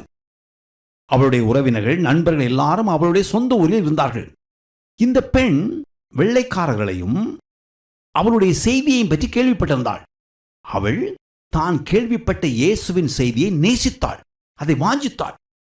லில்லி அவளை சந்தித்து அவளோடு பேசின ஒவ்வொரு வார்த்தையையும் வறண்ட நிலம் தன்மேல் பெய்யும் மழையை ஒரு சொட்டு வீணாக்காமல் குடிப்பது போல் குடித்தாள்.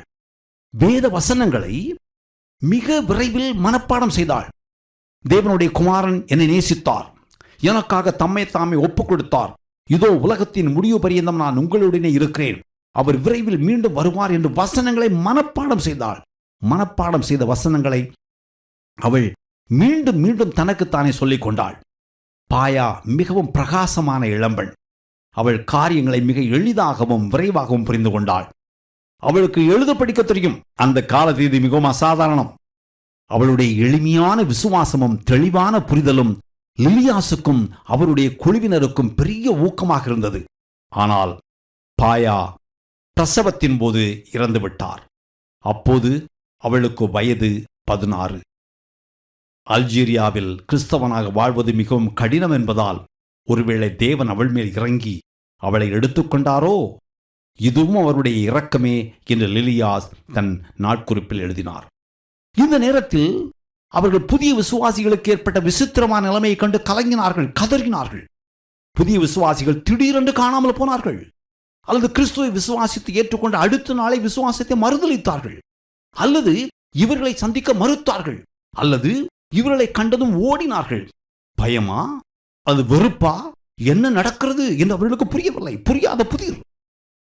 புதிய விசுவாசிகளின் உணவிலும் தண்ணீரிலும் ஒருவிதமான போதை மருந்தை கலக்கி கொடுப்பதாகவும் அதனால்தான் அவர்கள் இப்படி நடப்பதாகவும் லில்லி கேள்விப்பட்டார்.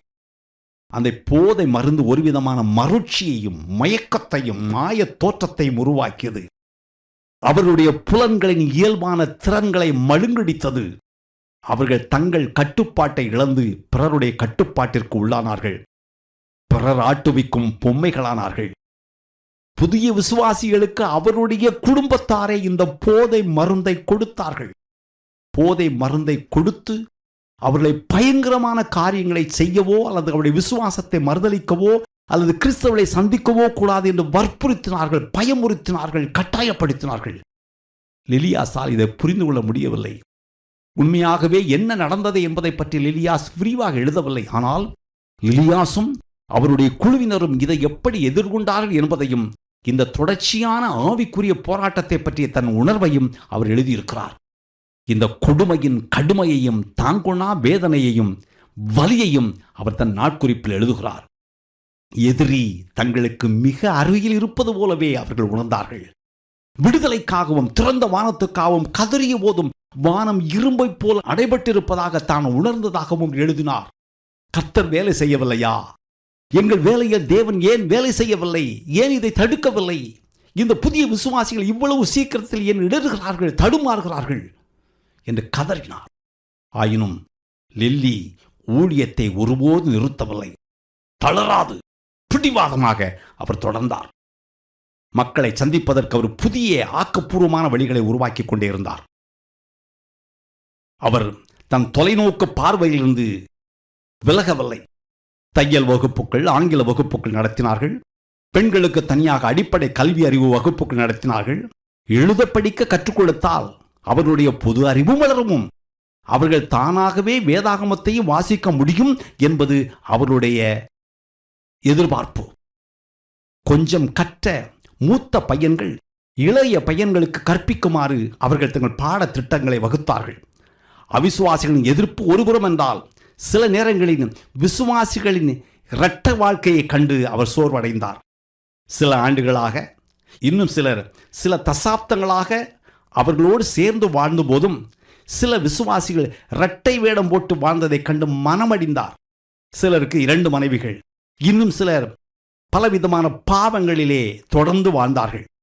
இதை பற்றிய முழுமையான விவரங்கள் அவருடைய நாட்குறிப்பில் காணப்படவில்லை. ஆனால் விசுவாசிகள் மேல் தான் வைத்திருந்த நம்பிக்கைக்கு அவர்கள் துரோகம் இழைத்ததால் தன் இருதயம் உடைந்து நொறுங்கியதை பற்றி அவர் தன் நாட்குறிப்பில் எழுதுகிறார். இவை அனைத்தும் அவருடைய உடல்நலத்தை பாதித்தது. ஆயினும் எந்த தெய்வமின்றி ஊழியம் தொடர்ந்தது, விரிவடைந்தது. அல்ஜீரியாவில் 3 இடங்களில் தங்கள் மையங்களை ஆரம்பித்து அந்த தளங்களிலிருந்து சுற்றியுள்ள இடங்களில் ஊழியம் செய்தார்கள். அவர்கள் ஏற்கனவே வாங்கியிருந்த ரூடோக்ரசன் வீடு அந்த 3 மையங்களில் ஒரு மையமாக செயல்பட்டது. ஊழியம் வளர்ந்தது, விரிவடைந்தது. அதிகமான மிஷனரிகள் வந்தார்கள், எல்லாரும் பெண்கள். ஆனால் விரைவில் சில இளம் தம்பதிகளும் சில குடும்பங்களும் கூட களப்பணியில் சேர்ந்தார்கள். எத்தனை பேர் வந்தாலும் போதாது என்று சொல்லும் அளவுக்கு அல்ஜீரியா இன்லேண்ட் மிஷன், அதுதான் அவருடைய ஊழியம். அல்ஜீரியா இன்லேண்ட் மிஷன் வளர்ந்து விரிவடைந்தது. தேவை எப்போதும் இருந்தது. பிளாஞ்ச் நாட்டின் வேறொரு பகுதியில் ஒரு பெரிய வீட்டை வாங்கினார். அதை அவர்கள் தானாமா என்று அழைத்தார்கள். இது அவர்களுடைய புதிய தலைமையிடமாக மாறியது. இது அரேபிய குடும்பங்களின் அடைக்கலமாக மாறியது. ஆம், இங்கு அரேபிய குடும்பங்கள் தங்கலாம். விசுவாசிகள் வீட்டிலிருந்து துரத்தப்பட்ட போது இங்கு வந்து தங்கினார்கள். அவர்கள் விசுவாசிகள் மிரட்டப்பட்ட போது அவர்களுக்கு இது பாதுகாப்பான ஒதுங்கும் மறைவிடமாக இருந்தது. ஆம், இது துன்பப்பட்ட, ஒதுக்கப்பட்ட, விரட்டப்பட்ட விசுவாசிகளின் அடைக்கல பட்டணம். விசுவாசிகள் மட்டுமல்ல, மிஷனரிகள் பலர் இங்கு தங்கினார்கள். நிறைய மிஷனரிகள் வந்ததால் அவர்கள் வேறு இடங்களுக்கு செல்வதற்கு முன் இங்குதான் தங்கினார்கள். கடைசியாக ஒரு வாலிபன் இவருடைய குழுவில் மிஷனரியாக வந்து சேர்ந்தார். லிலியாஸின் குழுவினருக்கு மிகவும் மகிழ்ச்சி. அல்ஜீரியாவில் தாங்கள் நிறுவியிருக்கும் பல்வேறு நிலையங்களை சுற்றி பார்க்கவும் வீட்டின் காரியங்களை கவனிக்கவும் ஒரு வாலிபன் இருக்கிறான் என்ற எண்ணம் அவர்களுக்கு மகிழ்ச்சியாக இருந்தது. அல்ஜீரியாவில் அடிக்கடி டைஃபஸ் காய்ச்சல் வரும். அதில் பலர் இறந்தார்கள். அதில் இந்த வாலிபனும் இறந்தான். சிலர் கடுமையாக நோய்வுப்பட்டார்கள். இன்னும் சிலர் காலநிலையையும் வேறு சில கஷ்டங்களை சகிக்க முடியாமல் நாடு திரும்பினார்கள். எத்தனை இடர்கள் வந்தபோதும் நற்செய்தி 4 பக்கங்களிலும் பரவியது. லிலியாசும் பிளாஞ்சும் நாட்டின் தொலைதூர பகுதிகளுக்கும் இதுவரை செல்லாத உள்ளூர்களுக்கும் சென்று நற்செய்தி அறிவித்தார்கள். 3 முக்கியமான மையங்கள், நூற்றுக்கணக்கான சிறு சிறு மையங்கள், நிறைய உடன் ஊழியக்காரர்கள், மிஷனரிகள், ஏராளமான பெண் ஊழியர்கள். பணிச்சுமை அதிகம், நிதி தேவை அதிகம். லிலியாசும் பிளாஞ்சும் தங்கள் சொந்த பணத்தை செலவழித்தார்கள். வெளிநாடுகளிலிருந்து சிலர் சில நேரங்களில் நன்கொடைகள் கொடுத்தார்கள். ஆனாலும் பெரும்பாலும் அவர்கள் தங்கள் சொந்த பணத்தை வைத்தே எல்லாவற்றையும் கவனித்துக் கொண்டார்கள். துண்டு பிரசுரங்கள் எழுதினார்கள். அரபு மொழியில் கட்டுரைகள் எழுதினார்கள். லிலியாஸ் ஓவியர் என்று நான் ஏற்கனவே சொன்னேன். எனவே அவர் வெறுமனே எழுதவில்லை, படங்களை வரைந்து அவைகளின் மூலம் நற்செய்தி அறிவித்தார். படக்கதைகள் உருவாக்கினார். அவர்கள் நற்செய்திகளை அரபு மொழிக்கு மொழிபெயர்த்தார்கள். இவை அனைத்தும் ஒரே நேரத்தில் நடந்தன. ஒரு வேலையை முடித்தபின் இன்னொரு வேலையை ஆரம்பிக்கவில்லை. பயணம் செய்வது, மக்களை சந்திப்பது, கூட்டம் நடத்துவது, படம் வரைவது, எழுதுவது, மொழிபெயர்ப்பது, மக்களுக்கு பாடம் கற்பிப்பது, மிஷனரிகளை நடத்துவது என எல்லாம் ஒரே நேரத்தில் நடந்தன. பணிச்சுமை எப்படி இருந்திருக்கும் என்பதை உங்கள் கற்பனைக்கு விட்டுவிடுகிறேன். லிலியாஸ் தன் நாளேட்டில் பின்வருமாறு எழுதுகிறார்: நாங்கள் செய்து கொண்டிருக்கும் பணிவிடையின் அவல நிலையை எண்ணி நான் அடிக்கடி வருந்துகிறேன். இன்று காலை ஒரு தேனீ எனக்கு மிகவும் ஆறுதல் அளித்தது. நிறைய வேலை செய்ய வேண்டும் என்று தோன்றுகிறது. செய்வதற்கு நிறைய வேலை இருக்கிறது. செய்ய வேண்டிய வேலைகளுக்கு முடிவே இல்லை. செய்து கொண்டே இருக்கிறோம். ஆனால் எதையும் முழுமையாக செய்து முடித்தது போல் தெரியவில்லை. நற்செய்தி பணியில் மட்டுமே கவனம் செலுத்தினால் கல்வி பணி அல்லது மருத்துவ பணி பாதிக்கப்படும். கல்வி பணியில் அல்லது மருத்துவ பணியில் கவனம் செலுத்தினால் ஆத்துமாக்களை தொட்டுவிட்டு விட்டுவிட்டு போவது போல் இருக்கிறது. உருவகமாக சொல்வதானால் தேனீ அதைத்தான் செய்து கொண்டிருக்கிறது. அது சில பிளாக்பெர்ரி தளிர்களுக்கிடையே பறந்து கொண்டிருந்தது. அங்கும் இங்குமாக சில பூக்களை தொட்டு தொட்டு பறந்து கொண்டிருந்தது.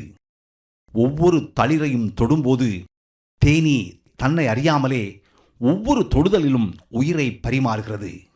உயிர், உயிர், உயிர். ஆம், அது மகரந்த துகள்களை இடத்துக்கு இடம் பரப்புகிறது.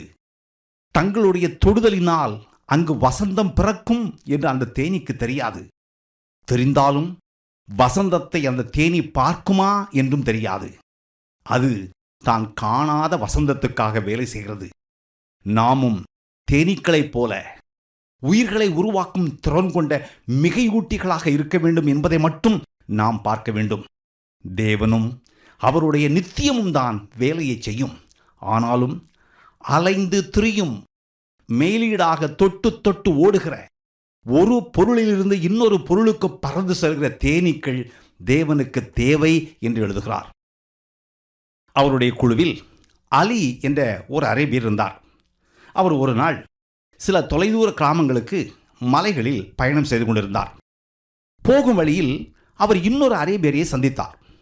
அவர் ஒரு நற்செய்தி நூலை படித்துக் கொண்டிருந்தார். அதை பார்த்ததும் அலி நின்று, இந்த நற்செய்தி நூலை பற்றி உங்களுக்கு என்ன தெரியும் என்று கேட்டார். அதற்கு அவர், இதுதான் சத்தியம் என்றும் இயேசு ஏன் மரித்தார் என்றும் எனக்கு தெரியும் என்றும் பதில் சொன்னார். அந்த மனிதர் இந்த நற்செய்தி நூலை வேறு யாரிடமிருந்தோ வாங்கியிருக்கிறார். இது லிலியாஸ் எழுதியது. அதை அந்த மனிதர் அன்று மலை கிராமத்தில் இப்போது படித்துக் கொண்டிருக்கிறார். அலி அவரிடம், அப்படியானால் நீங்கள் ஒரு கிறிஸ்தவரா என்று கேட்க, அந்த மனிதன் குழப்பத்துடன் அலியை பார்த்து, அது எனக்கு தெரியாது. இயேசு எனக்காக மரித்தார் என்று எனக்கு தெரியும்.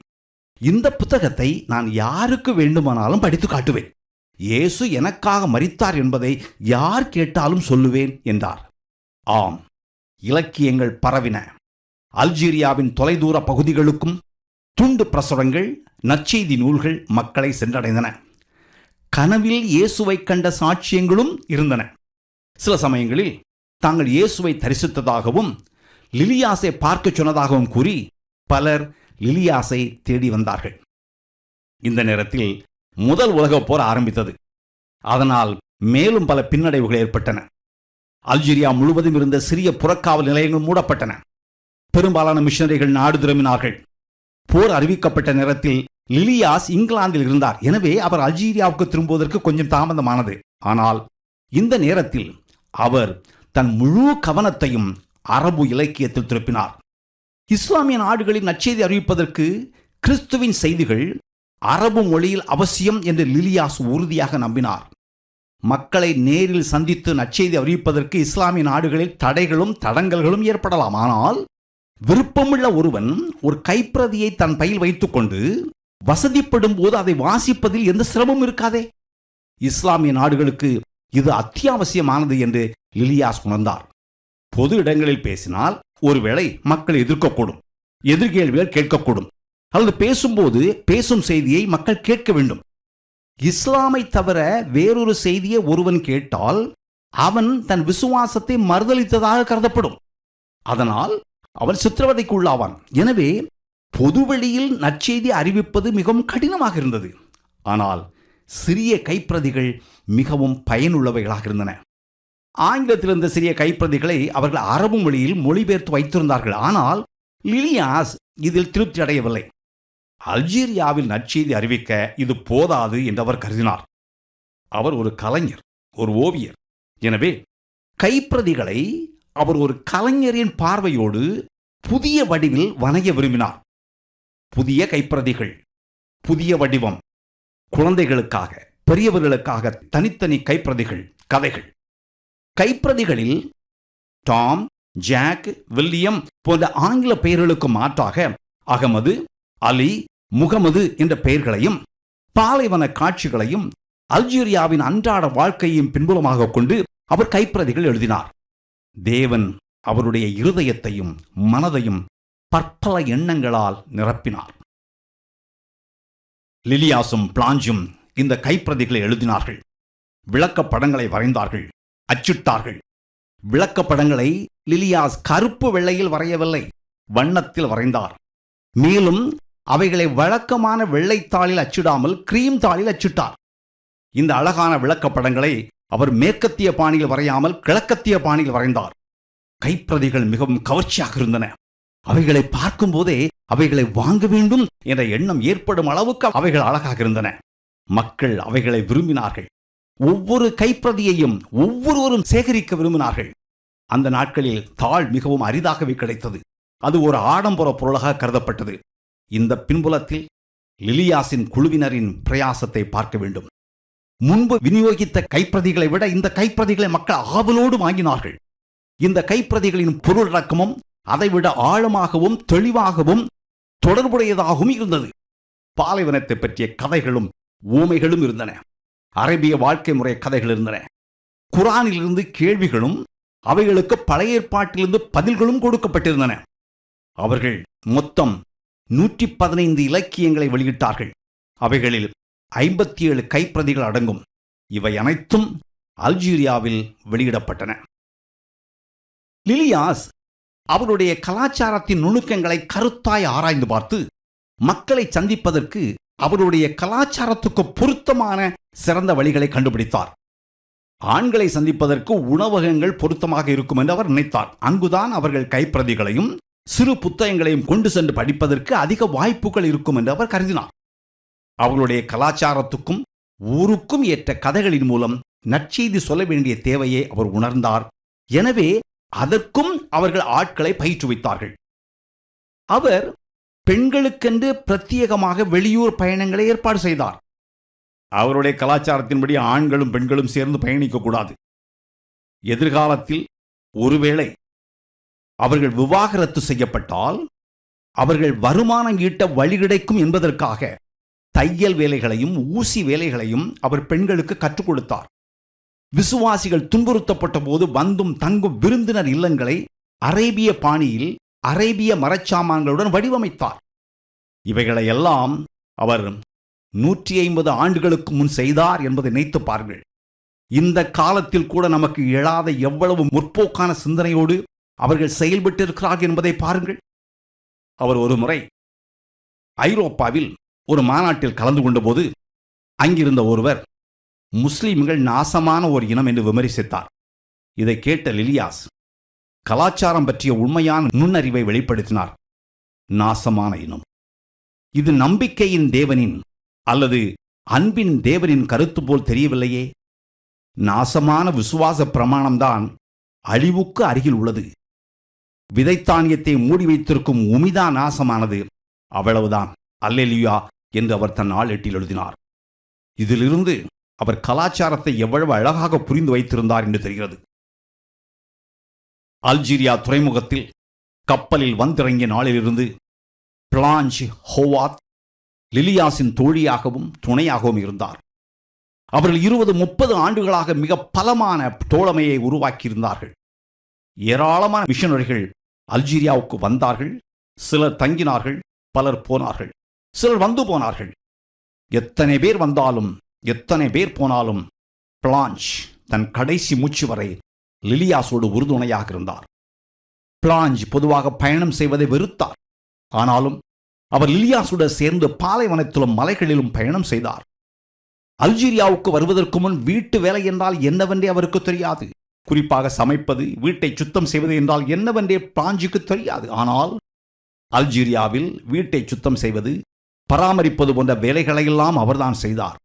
வந்த மிஷனரிகள் அனைவருக்கும் அவர்தான் உணவு சமைத்தார். இந்த புறக்காவல் நிலையங்கள் வளர்ந்து வெற்றியடைய தேவையான அனைத்து பின்னணி வேலைகளையும் அவர்தான் செய்தார். இவ்வளவு உண்மையும் உத்தமமான பிளாஞ்ச் ஒரு பயணத்திற்கு பிறகு களைத்து நோய்வாய்ப்பட்டார். இருவரும் நோய்வாய்ப்பட்டார்கள். ஆனால் லிலியாஸ் குணமடையத் தொடங்கினார். பிளாஞ்சும் குணமடைந்து வருவதாகத்தான் அவர் நினைத்தார். ஆனால் பிளாஞ்ச் திடீரென்று காலமானார். லிலியாஸ் அங்கு தன் பணியை தனியாக தொடர நேர்ந்தது. லிலியாஸ் பிளாஞ்சின் இழப்பையும் பணியையும் எப்படி சமாளிப்பாரோ என்று லிலியாஸை பற்றி பலர் மிகவும் கவலைப்பட்டார்கள். பிளாஞ்ச் உடலாலும் உள்ளத்தாலும் லிலியாஸுக்கு உற்ற துணையாக இருந்தார். பிளாஞ்சின் மறைவுக்கு பின் லிலியாஸின் தோழி ஹெலன் அவர்களுடன் வந்து சேர்ந்தார். பிளாஞ்சின் இழப்பிற்கு பின் அவர் தன் துக்கத்தையும் துயரத்தையும் மேற்கொண்டு பணிகளை வழக்கம் போல் தொடர்ந்ததை பார்த்து பலர் பிரமித்தார்கள். ஆனால் லிலியாஸ் உடலால் உலகில் இருந்தாலும் அவருடைய உள்ளம் ஏற்கனவே நித்தியத்துக்குள் நுழைந்து விட்டது என்பதை அவருடைய நாட்குறிப்பை படிக்கும்போது தெரிகிறது. பிளாஞ்ச் தனக்கு முன்பே போய்விட்டார் என்றும் தான் இன்னும் தொடர வேண்டிய பணிகள் இருக்கின்றன என்றும் அவர் உணர்ந்தார்.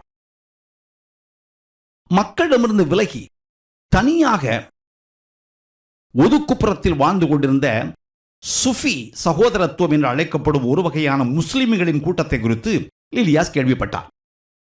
இந்த பணிக்காகத்தான் தேவன் தனக்கு ஆயுள் நாட்களை கூட்டிக் கொடுத்திருக்கிறாரோ என்று லிலியாஸ் நினைத்தார். இவர்கள் முஸ்லிம் சித்தர்கள் அல்லது மறைஞானிகள் என்று சொல்லலாம். இவருடைய வாழ்க்கை சில இஸ்லாமிய நம்பிக்கைகளும் சில விசித்திரமான ஆன்மீக நடைமுறை பழக்கங்களும் கலந்தவை. இவர்கள் பிற அரேபியர்கள், பெர்பர்கள் என பிறரோடு தொடர்பு கொள்ளாமல் மிகவும் ஒதுங்கி வாழ்ந்தார்கள். லிலியாஸ் இவர்கள் பால் ஈர்க்கப்பட்டார். லிலியாஸ் அவர்களை சந்தித்தார். அப்போது லிலியாஸுக்கு 60 வயதுக்கு மேல் இருக்கும். ஒரு பெண்ணை, அதுவும் ஒரு ஆங்கிலேய பெண்ணை இந்த முஸ்லிம் மறைஞானிகள், மிஸ்டிக்ஸ், தங்களிடையே அனுமதித்தார்கள் என்றால் அதுவே அதிசயம்தான்.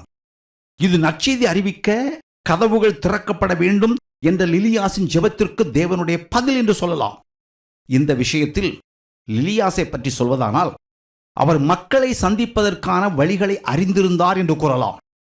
இந்த மக்களில், இந்த மறைஞானிகளில் உண்மையான பசியும் ஆர்வமும் தேடலும் இருந்ததை லிலியாஸ் பார்த்தார்.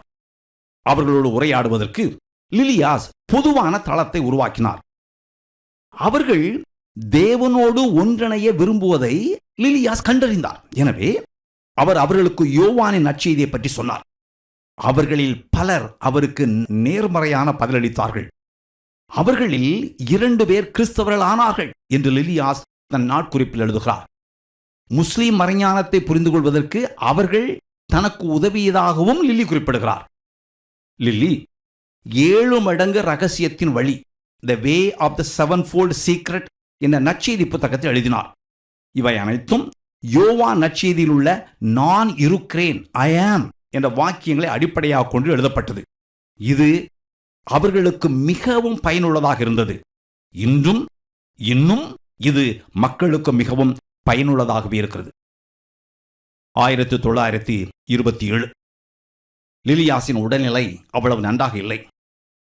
வழக்கமாகவே அவர் நல்ல ஆரோக்கியமானவர் இல்லை. ஆனால் இப்போது அவருடைய உடல்நிலை மிகவும் மோசமடைந்தது. அவருக்கு இருதய நோய் இருந்தது என்றும் அதனால் அறுவை சிகிச்சை செய்திருந்தார்கள் என்றும் நான் ஏற்கனவே சொன்னேன். எனவே அவர் இன்னும் உயிருடன் இருப்பதை மருத்துவர்கள் ஆச்சரியமாக பார்த்தார்கள். 1927 அவர் படுத்த படுக்கையானார். அவர் ஏறக்குறைய 1 வருடம் படுக்கையில் இருந்தார். அவர் படுத்திருந்தாலும் சும்மா இருக்கிற ஆள் இல்லை.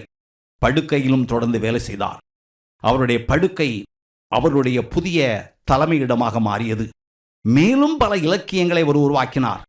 உட்கார முடியாது, உட்கார்ந்தால் தலை சுற்றும், உட்காரக்கூட பலமில்லாத நிலைமையிலும் சில நேரங்களில் மன உறுதியோடு எழுந்து உட்கார்ந்து தூரிகைகளை கொண்டு சில ஓவியங்களை வரைந்தார். பின்பு தலையணை மேல் சாய்ந்து ஜெபித்தார். தேவன் இதை விரும்புகிறார் என்று நான் எதிர்பார்க்கிறேன் என்று அவர் தன் நாளேட்டில் எழுதுகிறார். அவருடைய நிலை மருத்துவர்களை குழப்பத்தில் ஆழ்த்தியது. ஆனால் அவர் கொஞ்சம் கூட அசையவில்லை. கால்வாய் நீரூற்றோடு இணைக்கப்பட்டிருக்கும் வரை நீரோட்டம் கால்வாயில் பாய்ந்தோடுவது போல் நாம் செய்ய வேண்டிய பணிகள் முடியும் வரை நம் உடலுக்குரிய வாழ்க்கையும் ஆவிக்குரிய வாழ்க்கையும் தேவனோடு நேர்த்தியாக இணைக்கப்பட்டிருக்க வேண்டும் என்பதை புரிந்து கொள்வது எவ்வளவு பேரானந்தம் என்று அவர் தன் நாளேட்டில் எழுதுகிறார். தான் உயிருடன் இருக்கும் ஒவ்வொரு நாளும் தேவனால் தனக்கு அருளப்பட்ட கிருபை என்றும் தன் வேலை முடியும் வரை தான் உயிர் வாழ்வேன் என்றும் அவருக்கு நிச்சயமாக தெரியும். 1928 ஆண்டு ஆகஸ்ட் 27 இந்த பூமியில் அவருடைய பணி முடிந்தது. கடைசி நிமிடம் வரை அவர் தெளிந்த மனதோடு வாழ்ந்தார். உடலின் பலம் குன்றி படுக்கையில் படுத்த பிறகும் அவர் தொடர்ந்து எழுதினார். எழுத முடியாத போது சொன்னார், அதை வேறொருவர் எழுதினார். விளக்கப்படங்கள் வரைந்தார். அவைகளை எப்படி அச்சிடுவது என்ற அறிவுரைகள் கூறினார். கடைசி நாட்களில் அவர் நிறைய கடிதங்கள் எழுதினார். அப்போது தமிழ்நாட்டில் மிஷனரியாக ஊழியம் செய்து கொண்டிருந்த தன் நெருங்கிய தோழி ஆமி கார்மைக்கலுக்கு அவர் எழுதிய கடிதம் மிக முக்கியமான ஒன்றாகும். அவரால் எழுத முடியவில்லை. அவர் சொல்லச் சொல்ல வேறொருவர் எழுதினார். கடைசி நேரம் அவருடைய நண்பர்கள் அவரை சுற்றி கூடி நின்றார்கள். அவருக்கு பிடித்த Jesus lover of my soul என்ற பாடலை பாடினார்கள். லிலியாஸ் சாளரத்தின் வழியாக பார்த்து கொண்டிருந்தார். 6 குதிரைகள் பூட்டிய ஒரு தேர் நிற்கிறது என்று பரவசத்தோடு முனகினார். அவருடைய தோழி ஹெலன், நீங்கள் அழகான விஷயங்களை பார்க்கிறீர்களா என்று வினவ, அவர் ஆம், பல அழகான விஷயங்கள் என்று பதிலளித்தார். பின்னர் அவர் சுயநினைவிழந்து நித்தியத்துக்குள் நுழைந்தார். அவருடைய நண்பர்கள் பிரெஞ்சு மக்கள், அரேபியர்கள், பெர்பர் இனத்தவர்கள், புதிய விசுவாசிகள், மற்ற ஐரோப்பியர்கள், மிஷனரி குழுவினர் எல்லாரும் சேர்ந்து லிலியாஸ் 40 வருடங்கள் தன்னை அர்ப்பணித்து பணியாற்றிய அவருடைய அன்புக்குரிய அல்ஜீரியாவில் அவரை நல்லடக்கம் செய்தார்கள். லிலியாஸ் ட்ராட்டர் தேவனையும் தேவ மக்களையும் உண்மையும் உத்தமமாக சேவித்தார். விவரிக்க முடியாத பலவீனத்திலும் ஆண்டவரின் அழைப்புக்கு அர்ப்பணிப்போடு கீழ்ப்படிந்தார். தன் காலடியில் கிடத்தப்பட்ட உலகத்தின் மகிமையை குப்பை என்று உதறிவிட்டு பேரும் புகழும் சம்பாதிப்பதை துறந்துவிட்டு ஒதுக்குப்புறமாக தேவனுக்காக கடினமான பாதையை தெரிந்தெடுத்தார். ஆயினும் தேவன் தனக்கு தந்த கலையாற்றலை தன் வாழ்நாள் முழுவதும் கடைசி நிமிடம் வரை தேவனுக்காக பயன்படுத்துவதில் அவர் கண்ணும் கருத்துமாக இருந்தார். அவர் எழுதியோடு நிறுத்தவில்லை. தேவன் தனக்கு தந்த கொடையை வல்லமையாக பயன்படுத்தினார் என்பது மிகவும் முக்கியமானது, தனித்துவமானது. அவர் எழுதிய சிறுநூல்கள், கையேடுகள் வாசகர்களை கவரும் வகையில் அவைகள் வடிவமைக்கப்பட்ட விதம் தொலைநோக்கு பார்வையுடையவை. அவை காலத்திற்கு அப்பாற்பட்டவை. அவருடைய உழைப்புக்கேற்ற நீடித்த பலனை அவர் தன் காலத்தில் காணவில்லை என்றே சொல்ல வேண்டும். அல்ஜீரியா இன்றும் இஸ்லாத்தின் கோட்டையாகவே உள்ளது. மக்கள் தொகையில் வெறும் 0.4 விழுக்காடு மட்டுமே கிறிஸ்தவர்கள். ஆனால் நற்செய்தியின் விதைகள் விதைக்கப்பட்டன. அல்ஜீரிய கிறிஸ்தவர்கள் பலவீனமான இந்த ஆங்கில பெண்ணுக்கு நிறைய கடன்பட்டவர்கள். தேவன் கொடுக்கச் சொல்வதை கொடுக்காமல் வைத்துக் கொள்வது பேரிழப்பு என்று அவருக்கு தெரியும். குவிமையம் என்ற தலைப்பர் அவர் எழுதிய ஒரு சிறுநூலில் இருந்து சில வாக்கியங்களை கூறி நாம் முடித்துக் கொள்வோம். Turn your eyes upon Jesus என்ற பாடல் உங்களுக்கு தெரிந்தால் இந்த வாக்கியங்கள் ஒருவேளை உங்களை சிலருக்கு தெரிந்திருக்கும். ஏனெனில் இந்த வரிகளே இந்த பாடலுக்கு ஆதாரமான வசனங்கள். உங்கள் ஆத்துமாவின் பார்வையை முழுவதுமாக இயேசுவை நோக்கி திருப்புங்கள். அவரையே நோக்கி தொடர்ந்து நோக்கி பாருங்கள். அவரை விட்டு உங்கள் ஆத்துமாவின் பார்வையை அகற்றாதிருங்கள். அப்போது அவரை தவிர பிற அனைத்தும் ஒரு விசித்திரமான மங்கலாக தோன்றும். தேவனுடைய தெய்வீக பண்பினால் படைக்கப்பட்ட பரிசுத்தவான்களை ஈர்க்கும் அந்த தெய்வீக ஈர்ப்பு, தெய்வீக கவர்ச்சி உங்களை கவ்வி பிடிக்கும்.